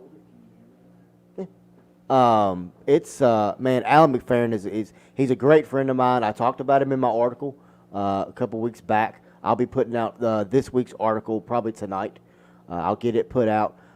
Be the last of that series since we're at the Senior Bowl now. But Alan McFerrin has been a great friend of mine for many years. We coached together for Bartlett Youth Sports, which is a subdivision of Shelby Youth Sports. Everybody in Memphis is aware of that, I'm sure. But then you've got him. His wife Ava is an amazing woman as well. He's got great kids. But then you got Stephen Plunk over at Germantown Village Wine and Liquor. They got some single barrel. Steven's doing the Lord's work over there. Yeah, he is. They got some single barrel whiskeys you can only get in their store, 7730 Poplar Avenue. Go by and see them. Man, we need to somehow get Sidecar, Germantown Village, and BA Mask, like all in the same room. And just like we do like a BA 4-star vodka or something. Something. And we need to serve it at Sidecar. Yeah, exactly. All of our sponsors tie in together. Thank you guys so much. We know all of you are going to, if you're not listening right now, you're going to be listening at some point. And we love you guys. If it wasn't for y'all, we wouldn't be here. I keep saying that, and I can't just stop reiterating that. It's special what y'all have done for us, what y'all continue to do for us and are going to continue doing for us. We just hope that we're serving you the right way. But, yeah, Wes, so we got our sponsors. We got them together. Sorry I'm not on camera right now. I'm just being fat and lazy over here on this couch, dude. I'm all propped up now, man. I got my feet up. If you could see me. But yeah, so up next, we're going to jump over to the other NFL game. Yeah, the Rams and the 49ers. Rams 49ers. Jimmy G, not very good. So this game started out first quarter 0-0. Yeah, it was a full defensive battle right there. Full defensive battle. Then San Francisco jumped out to a 10-7 lead going into halftime. Coming out of halftime, they jumped out to a 17-7 lead. And then in the fourth quarter, the L.A. Rams. The Rams decided to show up. They woke up. They decided to get off the bus, come out of their home locker room, and get a win, 20-17 after scoring 13 unanswered points. Brandon, I tell you what, man. When it comes to this San Francisco team, I don't want to say that they're snake bit, but they're kind of snake bit, man. Yeah, you could only feel, and I was pointing it out to Wes, you could only feel for a guy like Deebo Samuel who puts it all out there on the field, and he's the only guy that was really able to do anything yesterday for the 49ers offensively. But you think about a guy like Deebo, plays his ass off week in, week out. And the 49ers dealt with a lot of injuries this season. Quarterback play is what hindered them, man. Don't get me wrong. I think Jimmy Garoppolo he's a starting quarterback in the NFL, but I don't think he's the right fit for that system. And I think that's why they took a chance on Trey Lance, and I think he'll be their starting quarterback next year. But to think of what this 49ers team has done in the last 3 seasons, 2 NFC championship games, 1 Super Bowl appearance. Excuse me, big game appearance. We're going to get better about that. But you think about what Jimmy Garoppolo did as a 49er. Kyle Shanahan is a football genius. The guy just knows how to go out there. I mean, his dad's Mike Shanahan, one of the greatest coaches in the coaching ranks out there. But Kyle Shanahan's done this. I believe this is like his 4th year as a head coach, and he's been to 2 NFC championship games. One big game appearance, as I already said.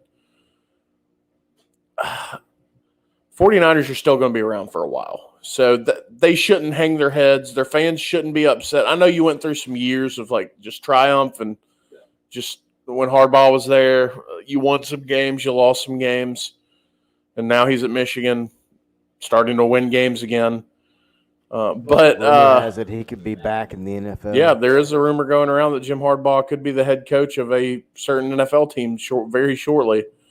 But Skull. yeah, Minnesota, man, y'all might be getting old Jimmy Harbaugh over there. That'd be kind of interesting. We'd talk about that too. But yeah, man, I really think that the 49ers are going to be okay. They're in a good spot. If they can get Trey Lance to play like the quarterback they drafted him to be, they're going to be completely fine.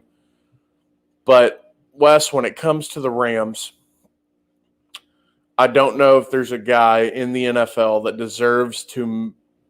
deserves this opportunity more than Matthew Stafford. We talked about it on the drive down here. The guy has had, I want to say it was like 3 of the top 5 like passing. He's responsible for 3 of the top 5 receiving seasons of all time because he was their quarterback. Calvin Johnson twice, Cooper Kupp this year.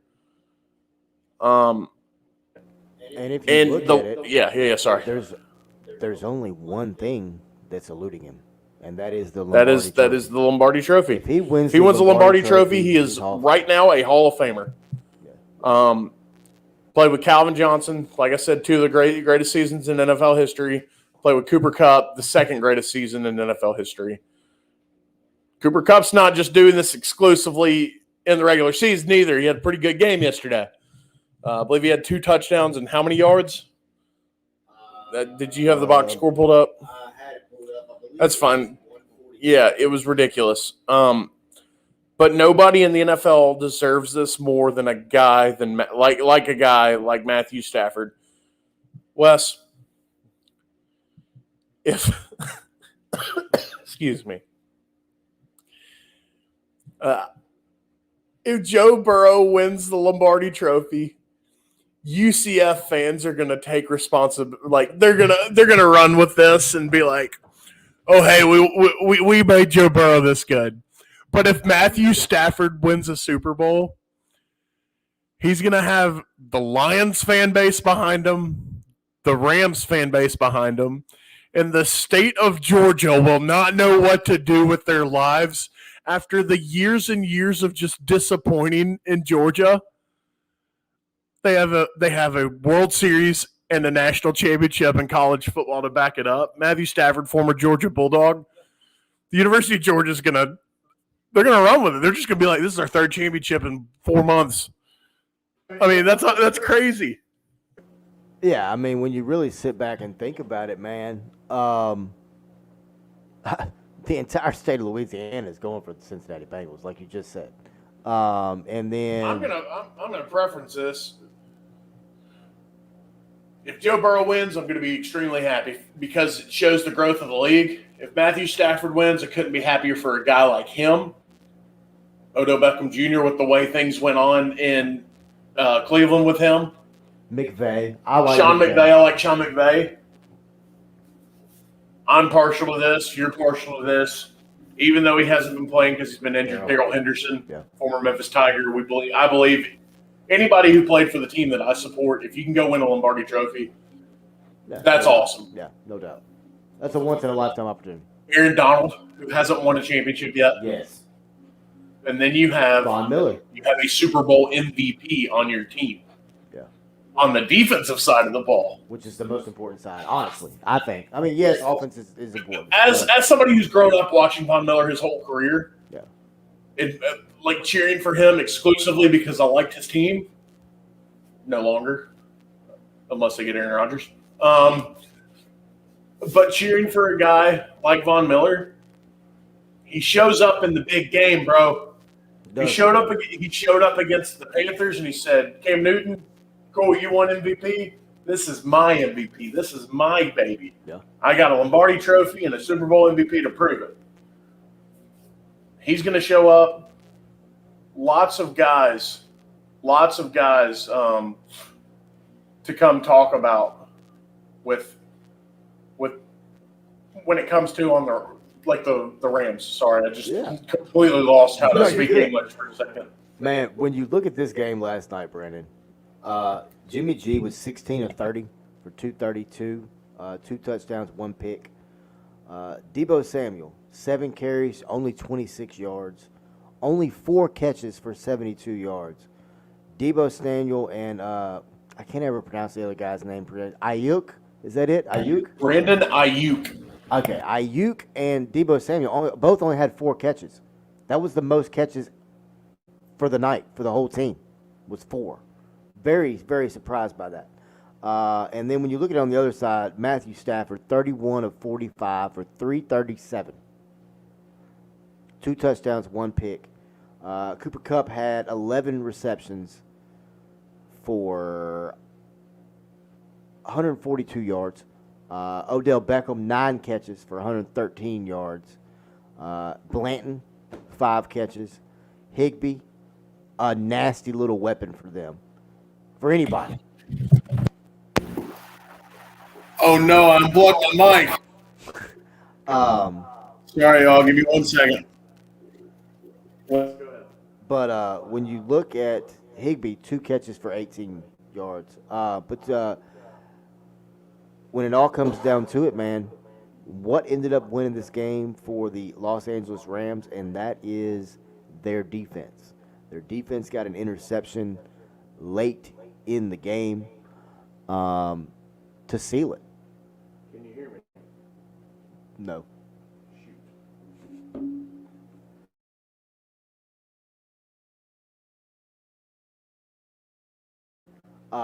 But when you look at this defense, and let's just talk about the big game real quick.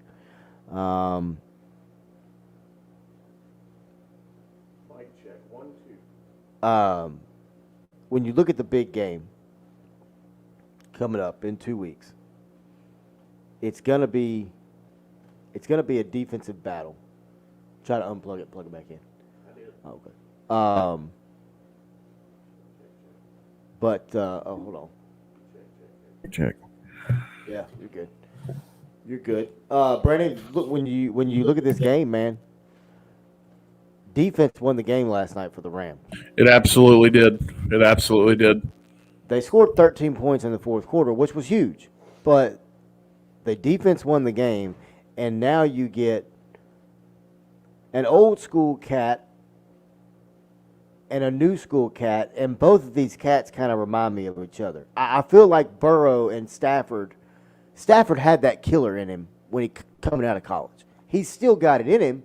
He just lost. He's never had an opportunity to. He just lost it playing for a franchise, albeit they're getting better in the Detroit Lions.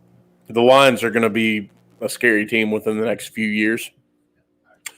But I think Dan Campbell's building something very special with the Lions. Shout out Riley Patterson. But you talk about Matthew Stafford and Burrow being so comparable. They're the same type of quarterback. They make a big play when it's needed to be made, and now they're getting their first shot to win an NFL title. Special, man. You don't see this stuff but every blue moon in the Super Bowl. This matchup in the Super Bowl is exciting too, because you have the young, youthful Bengals, and you have the experienced, wiser, veteran team in the Rams. It's going to be a lot of fun to do all that and everything and make that work. Watch that game. And top to bottom, Wes, and I know kind of off topic, the Super Bowl top to bottom this year is going to be awesome. So Budweiser announced the Clydesdales are coming back for a commercial. You have a very good matchup with the Bengals and the Rams. You have 2 comparable quarterbacks. You have the young guns versus the old guys. Plus, the Super Bowl halftime show is going to be awesome. Man, for the first time in a long time, I, as a 36-year-old, La da da da da. It's the mother D-O-double-G Snoop Dogg. I mean, when I tell you that I'm excited about a Super Bowl, halftime show. And I said Super Bowl halftime show. I'm excited about a Super Bowl Pepsi halftime show. whatever it is. But I am pumped up for that. Between Eminem, Snoop Dogg, Mary J. Blige, who I just found Kendrick out. Lamar. Yeah. I just found out recently, and this is embarrassing to say on live, and I don't care. I just found out within the past 3 to 5 years that Mary J. Blige was not blind, that she could actually see. And that really fucking excited me. I'm sorry for dropping the F-bomb on live, but I apologize. But that really excited me that she could see, because I thought she was blind for a long time, so I apologize, Mary J. But yeah, man, this big game Pepsi halftime show is going to be very exciting. I cannot wait for it, man. I'm very excited. This dude seriously thought Mary J. Blige was blind? Straight up thought she was blind for a long time. What made you think she was blind? Did you seriously just ask me what made? I don't know I just said it. I can't say it again. The fracking glasses she had on her face every time she performed. I don't know. Ronnie Millsap, Ray Charles, Stevie Wonder. What do they all three have in common when they perform? They wear sunglasses. Stevie Wonder's not blind. He's playing everybody. That's the one. That's the one conspiracy theory that I believe. I think Stevie Wonder can see perfectly. Well, it'd be superstitious if he could. Yeah, absolutely. But no, Matthew Stafford and Joe Burrow back on track with this. That game's going to be amazing. For those of you just now tuning in, we have breaking news in the 4-Star Sports Media headquarters today here in Mobile, Alabama at the 2022 Reeces Senior Bowl. Les Pruitt thought Mary J. Blige was blind up until 3 or 5 years ago. That's a fact. It's true, I did. But it's all right. It's all right. I know she's not, and I can't wait to see her perform in 2 Sundays from now at the Pepsi halftime show. Brandon, we've talked about the Senior Bowl today. We've talked about NFL. We've talked about everything. Talked about a little college. Talked about our sponsors. Talked about why we're here. Let's talk about something that we've never really talked about, you and I at least on this show. Oh, Lord. There was a certain wrestling event. Oh, yeah. We're getting into professional wrestling talk. So on the 4-Star Sports Radio Network. Oh, yeah. All right, so there was a certain wrestling event this past Saturday night. It took place from St. Louis, Missouri. St. Louis, Missouri. Go Blues. But I'm talking about the Royal Rumble. So when you look at this match historically, this sets up as the WWE likes to call it, the road to WrestleMania. This road, I think, is going to be a fast one. I think it's going to be an exciting one. WrestleMania is just 2 mere months away. Let's talk about it, man.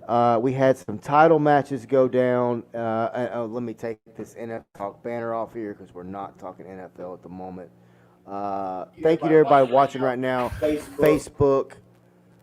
Twitch. Let's see. What all are we on? We're on Facebook, 4-Star Sports Media, The Point, 4-Star Sports Show, 4-Star Sports Media, YouTube, 4-Star Sports Media, Twitch. Also on 4. We're going to be on Spotify and Apple Podcasts here and within the next couple hours.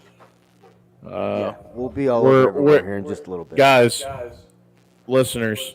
We're kind of all over the map. We are, and we're just kind of trying to get things ironed out. This was basically a test show for you guys and for us. We're happy to be here. We're going to talk more about the Senior Bowl this week. If you are here for Senior Bowl content, I would apologize, but I'm not going to apologize because we did talk about the Senior Bowl. We did. We talked about it for like an hour. But we're going to talk about them probably all day tomorrow. Yeah. Starting tomorrow through Friday will be Senior Bowl. Absolutely.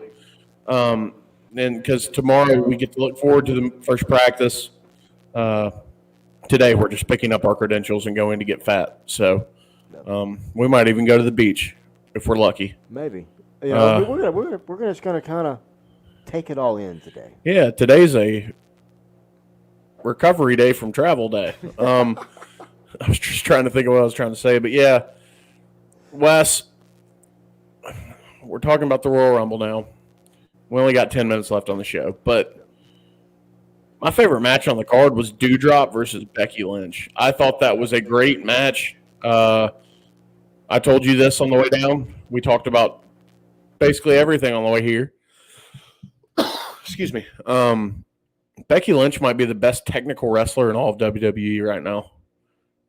Better than all the men. And it's because of how hard she works at her craft and how good she is. She's the best woman since probably Trish Stratus on the mic. As far as cutting she might be the great. She's probably arguably the greatest woman of all time when it comes to cutting a promo. And then the way she helped carry Dewdrop in that matchup the other day was unbelievable. And I don't want to harp on this matchup too much because we want to talk about the actual Rumble matches. But yeah, Becky Lynch probably had the best performance in my eyes on the card, and she made Dewdrop look good. And Dewdrop didn't hurt herself at all. She did a good job as well. So, man, I tell you what, that match was a great match. That match was fun to watch. I agree. I think when it comes to Becky Lynch, she is the women's version. She is becoming the women's version of Stone Cold on the mic. what? And I think she One beer? is, What? 2 beers? What? 3 beers? What? Shot of tequila? What? Shot of vodka? What? Another shot of tequila? What? Another beer? What? I think when you look at Becky Lynch, she used the man persona for a while, but I really think that if she would go, That was truly like the PG era Stone Cold Steve Austin. The man character was awesome. This big time Bex reminds me of when The Rock came back as a heel, like right after he had started filming movies. yes, And The Rock killed that, like absolutely killed that role. I think, Becky seems like she's doing a role kind of like that right now. yeah. And I think that was my next point. When you look at her and you look at The Rock, because this is like the Hollywood Rock role right here, where he came out with the vest and all that. That's really what set Rock into what I consider orbit of WWE fame. That character where he was just a straight up asshole to everybody. That's what really skyrocketed him forward. But let's go back. Because it showed that he could be a face and a heel. Exactly. And I mean, he was a heel early in his career, Nation of Domination, early Rock days, but like, that was the first, like. Well, it's because the fans hated Rocky Maivia. Yeah. But, Not him. The name. yeah, they hated Rocky Maivia, his character, because they knew he could be so much more, and he turned out to be.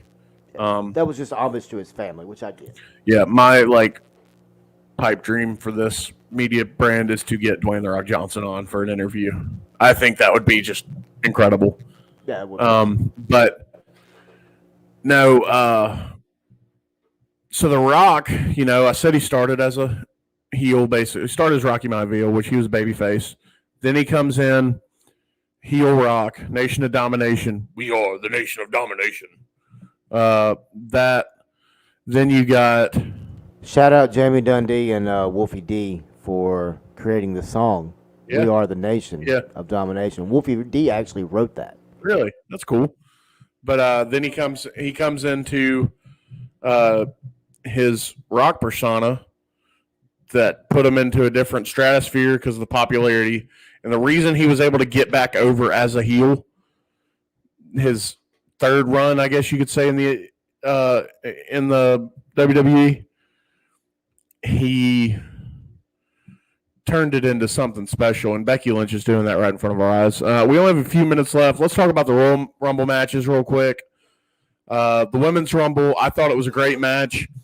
Thought Sasha Banks got eliminated pretty early. And then the biggest surprise of the night was Ronda coming back. I mean, we all kind of expected it at some point. We weren't sure if it was going to be Royal Rumble or night after WrestleMania or whatever. But she's back. She looked like a badass. baddest woman on the planet. I mean, that's her persona. It was a pretty decent women's Rumble match. Some of the girls that came back didn't impress me at all. Michelle McCool impressed me. Mickie James carrying the TNA or Impact, whatever you call it, title to the ring. Never thought I would have saw that. She brought the belt on TV. Never thought in a million years. And slugging around her head like she was in that old Petey Pablo video. Yeah. But that was cool. Ronda winning the match was the big one. A lot of people were expecting Bianca Belair to win because of how she dropped the belt to Becky, and they wanted to build that back up. Sasha Banks made her return. I was expecting to see Bayley come back Saturday night, and she didn't. I don't know what they're doing there. I think she's been cleared to wrestle. But she also tweeted a picture of herself watching the Rumble. Yeah. So they're setting something up there. Yeah, for sure. When it comes to Ronda, man, here's the thing. What I like most about her, and Jim Ross, shout out at JR's Barbecue, Jim Ross on his podcast, Grilling JR with Conrad Thompson. Quick little plug there. Shameless, really. No free shout-outs. Yeah, no free shout-outs. But when you look at JR said Ronda Rousey is Brock Lesnar without testicles. Yes. He's 100% right. I mean, the star power that she has, the fan base that she has, she's got a new shirt out. Pop. She got a good little pop. She got a nice little pop. I was expecting it. I actually picked her to win prior to the Rumble starting. I think Ronda is going to go after Becky. I think that's a foregone conclusion that we all kind of think. I don't want to see her go after. Who's got the other title? Is it Charlotte?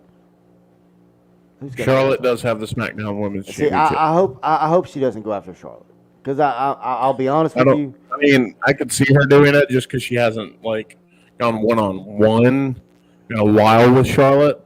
She's her most recent match was losing to Becky Lynch at WrestleMania. She's never gone one-on-one with Becky. Yes, she has. She's gone one-on-one with Becky not one-on-one. It was a triple threat. But right. That's what I'm saying. Yeah. She's never gone one-on-one with Becky. I was wrong. So I'm an idiot. It's all right. It's okay. But when you look at it, man, Ronda Rousey is Brock Lesnar without testicles. She has the selling power that Speaking of Brock Lesnar, shout out Brock Lesnar for winning the men's Royal Rumble. Yeah, that's actually coming up next.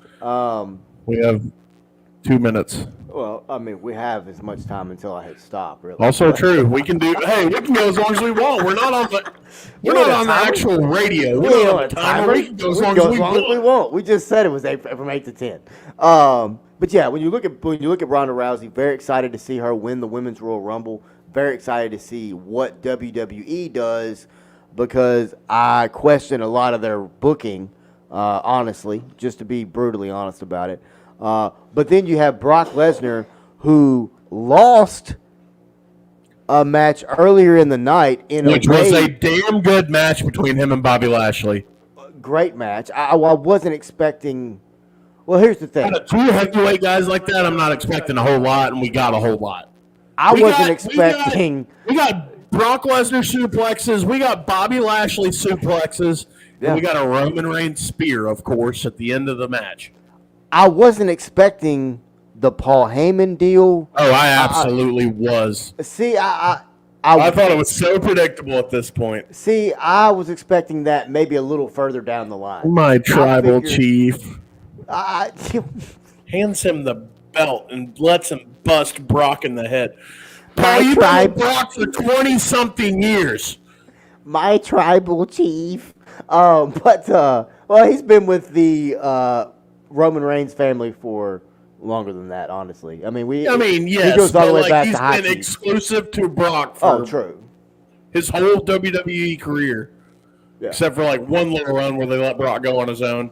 I like them letting Brock go on his own right now. He's been good with the mic. He's funny, and he seems to be enjoying himself right now on the camera. Usually, it's a pissed off guy who doesn't say anything on the mic. And when he does, it's because he's got something like he actually wants to say. But seeing Brock in this, I don't know, maybe Sable's treating him right at home, or I don't know what's going on with Brock. Brock's mindset is just like completely different right now. And I love it. I love it. Wearing the cowboy get up to the weigh-in. But that's his him. hair's also really cool right now. I mean, that's Brock. In reality, Brock is jeans, flannel. I mean, he's a farmer. They're letting him be himself. And that's when you go back just to flip over to Mark Calloway and The Undertaker. When they let The Undertaker be the American badass, that's when The Undertaker really started having fun with the character because it was him. We all love the Undertaker like persona. I think the American badass persona is because that's the era I grew up in mostly. That's the persona I love most. Rolling. Oh, dude. See, mine was the Ministry Undertaker. That was my favorite Undertaker. But when you look at Brock Lesnar, this is my favorite Brock Lesnar that I've ever seen. And I've seen him since the very beginning of Ohio Valley Championship Wrestling. Shout out OVW and Al Snow. But when you look at Brock Lesnar, he was the next big thing coming in. He's still the next big thing. He still is drawing money for Vincent K. McMahon, as Gerald Briscoe called him. Shout out Gerald Briscoe, rest in peace. But Brandon, we've been all over the place today, man.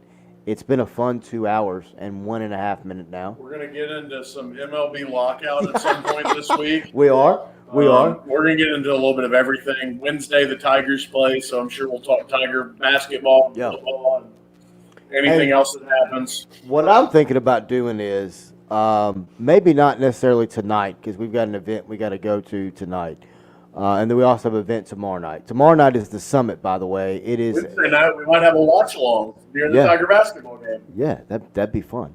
I also would like to start one of those Twitter space deals. Yeah, hey, tonight, that's what we'll do. We'll get on 4-Star Sports Media Twitter, at 4-Star Sports M. And talk Senior Bowl. We'll talk Senior Bowl. Y'all want to come talk Senior Bowl with us? We'll get on Twitter Spaces. We'll answer all your questions you may have. We'll talk about rosters.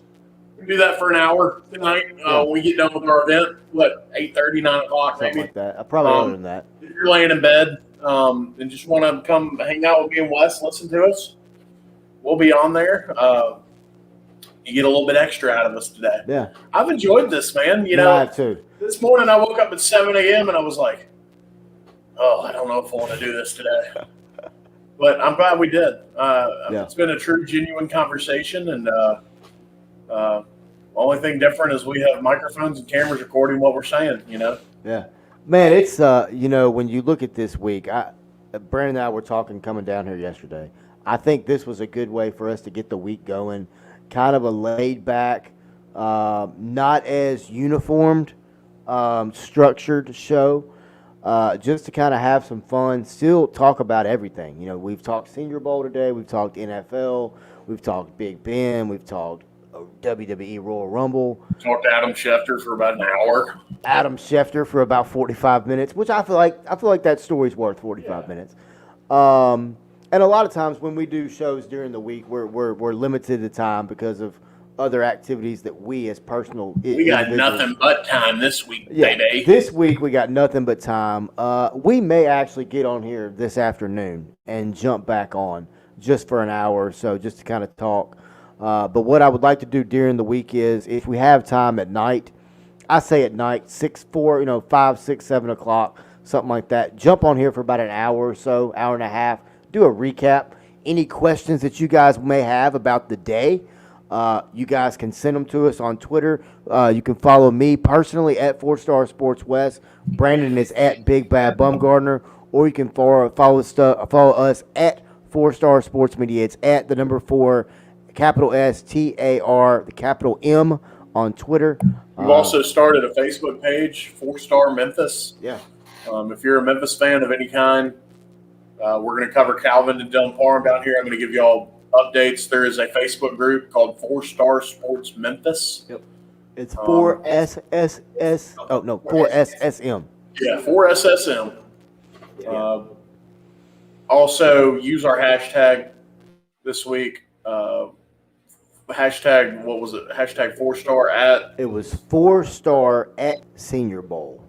Use that hashtag for us. If you have any questions, send us DMs, messages, tweet us, Facebook Messenger, any of that. Send us Twitch messages, YouTube comment section. If you have our personal cell phone number, reach out to us. Don't call us. Just text us because we'll be at practice. Don't want to interrupt practice or anything like that. But, man, when you look at this week, it all gets cranked up tomorrow morning, 8 a.m. to 10 p.m. We will be on. Once again, tomorrow we will have Lennon Chris from Sports Culture and Media out in the Carolinas will join us at 8:45, 9, I believe it's 9:30. We'll have Tony Siracusa from Last Word on Sports. Just wrote some great pieces on some players that played in the NFLPA Collegiate Bowl. He will be on to join us tomorrow, 9:15 or 9:30. And then we will wrap it up around 10, and then practice starts at 11 a.m. It goes from 11 a.m. to 1 p.m. is the American team. No, national team is first. No, is it the American? Okay, the Americans first, 11 a.m. to 1:30 p.m. America's always first in my book. True. And then at 2 p.m. to 4 p.m. We're going to talk some Olympics this week, too. Winter Olympics happening this week. I forgot about that. Yeah, a lot of people have because of NFL playoffs. Yeah. There's a lot going on this week, and we're going to break it all down for you down here. Tomorrow's, like I said, it all gets cranked up tomorrow. We're going to go pick up our credentials here in a few hours. It's going to be a lot of fun. Once again, thank you to all of our sponsors, Sidecar Cafe, BA Mask, Germantown Village Wine and Liquor. Also, thank you, obviously, once again to all of our listeners and viewers, everyone listening right now at 4star.live, everyone watching at on Facebook, YouTube, Twitch, and more. We will get these uploaded to the audio server here shortly, and they will be available for you wherever your podcast listening needs will be. Also, we are right now live at iHeartRadio as well, and also Stitcher Radio. So if you guys have those apps, when you want to listen to us live, you can jump on there and do that as well. Once again, for Brandon Bumgardner, I am Wes Pruitt. We are 4-Star Sports Media live at the Senior Bowl, baby! Live at Senior Bowl 2022 from Mobile, Alabama, and we are out. Thanks, guys. Go Tigers!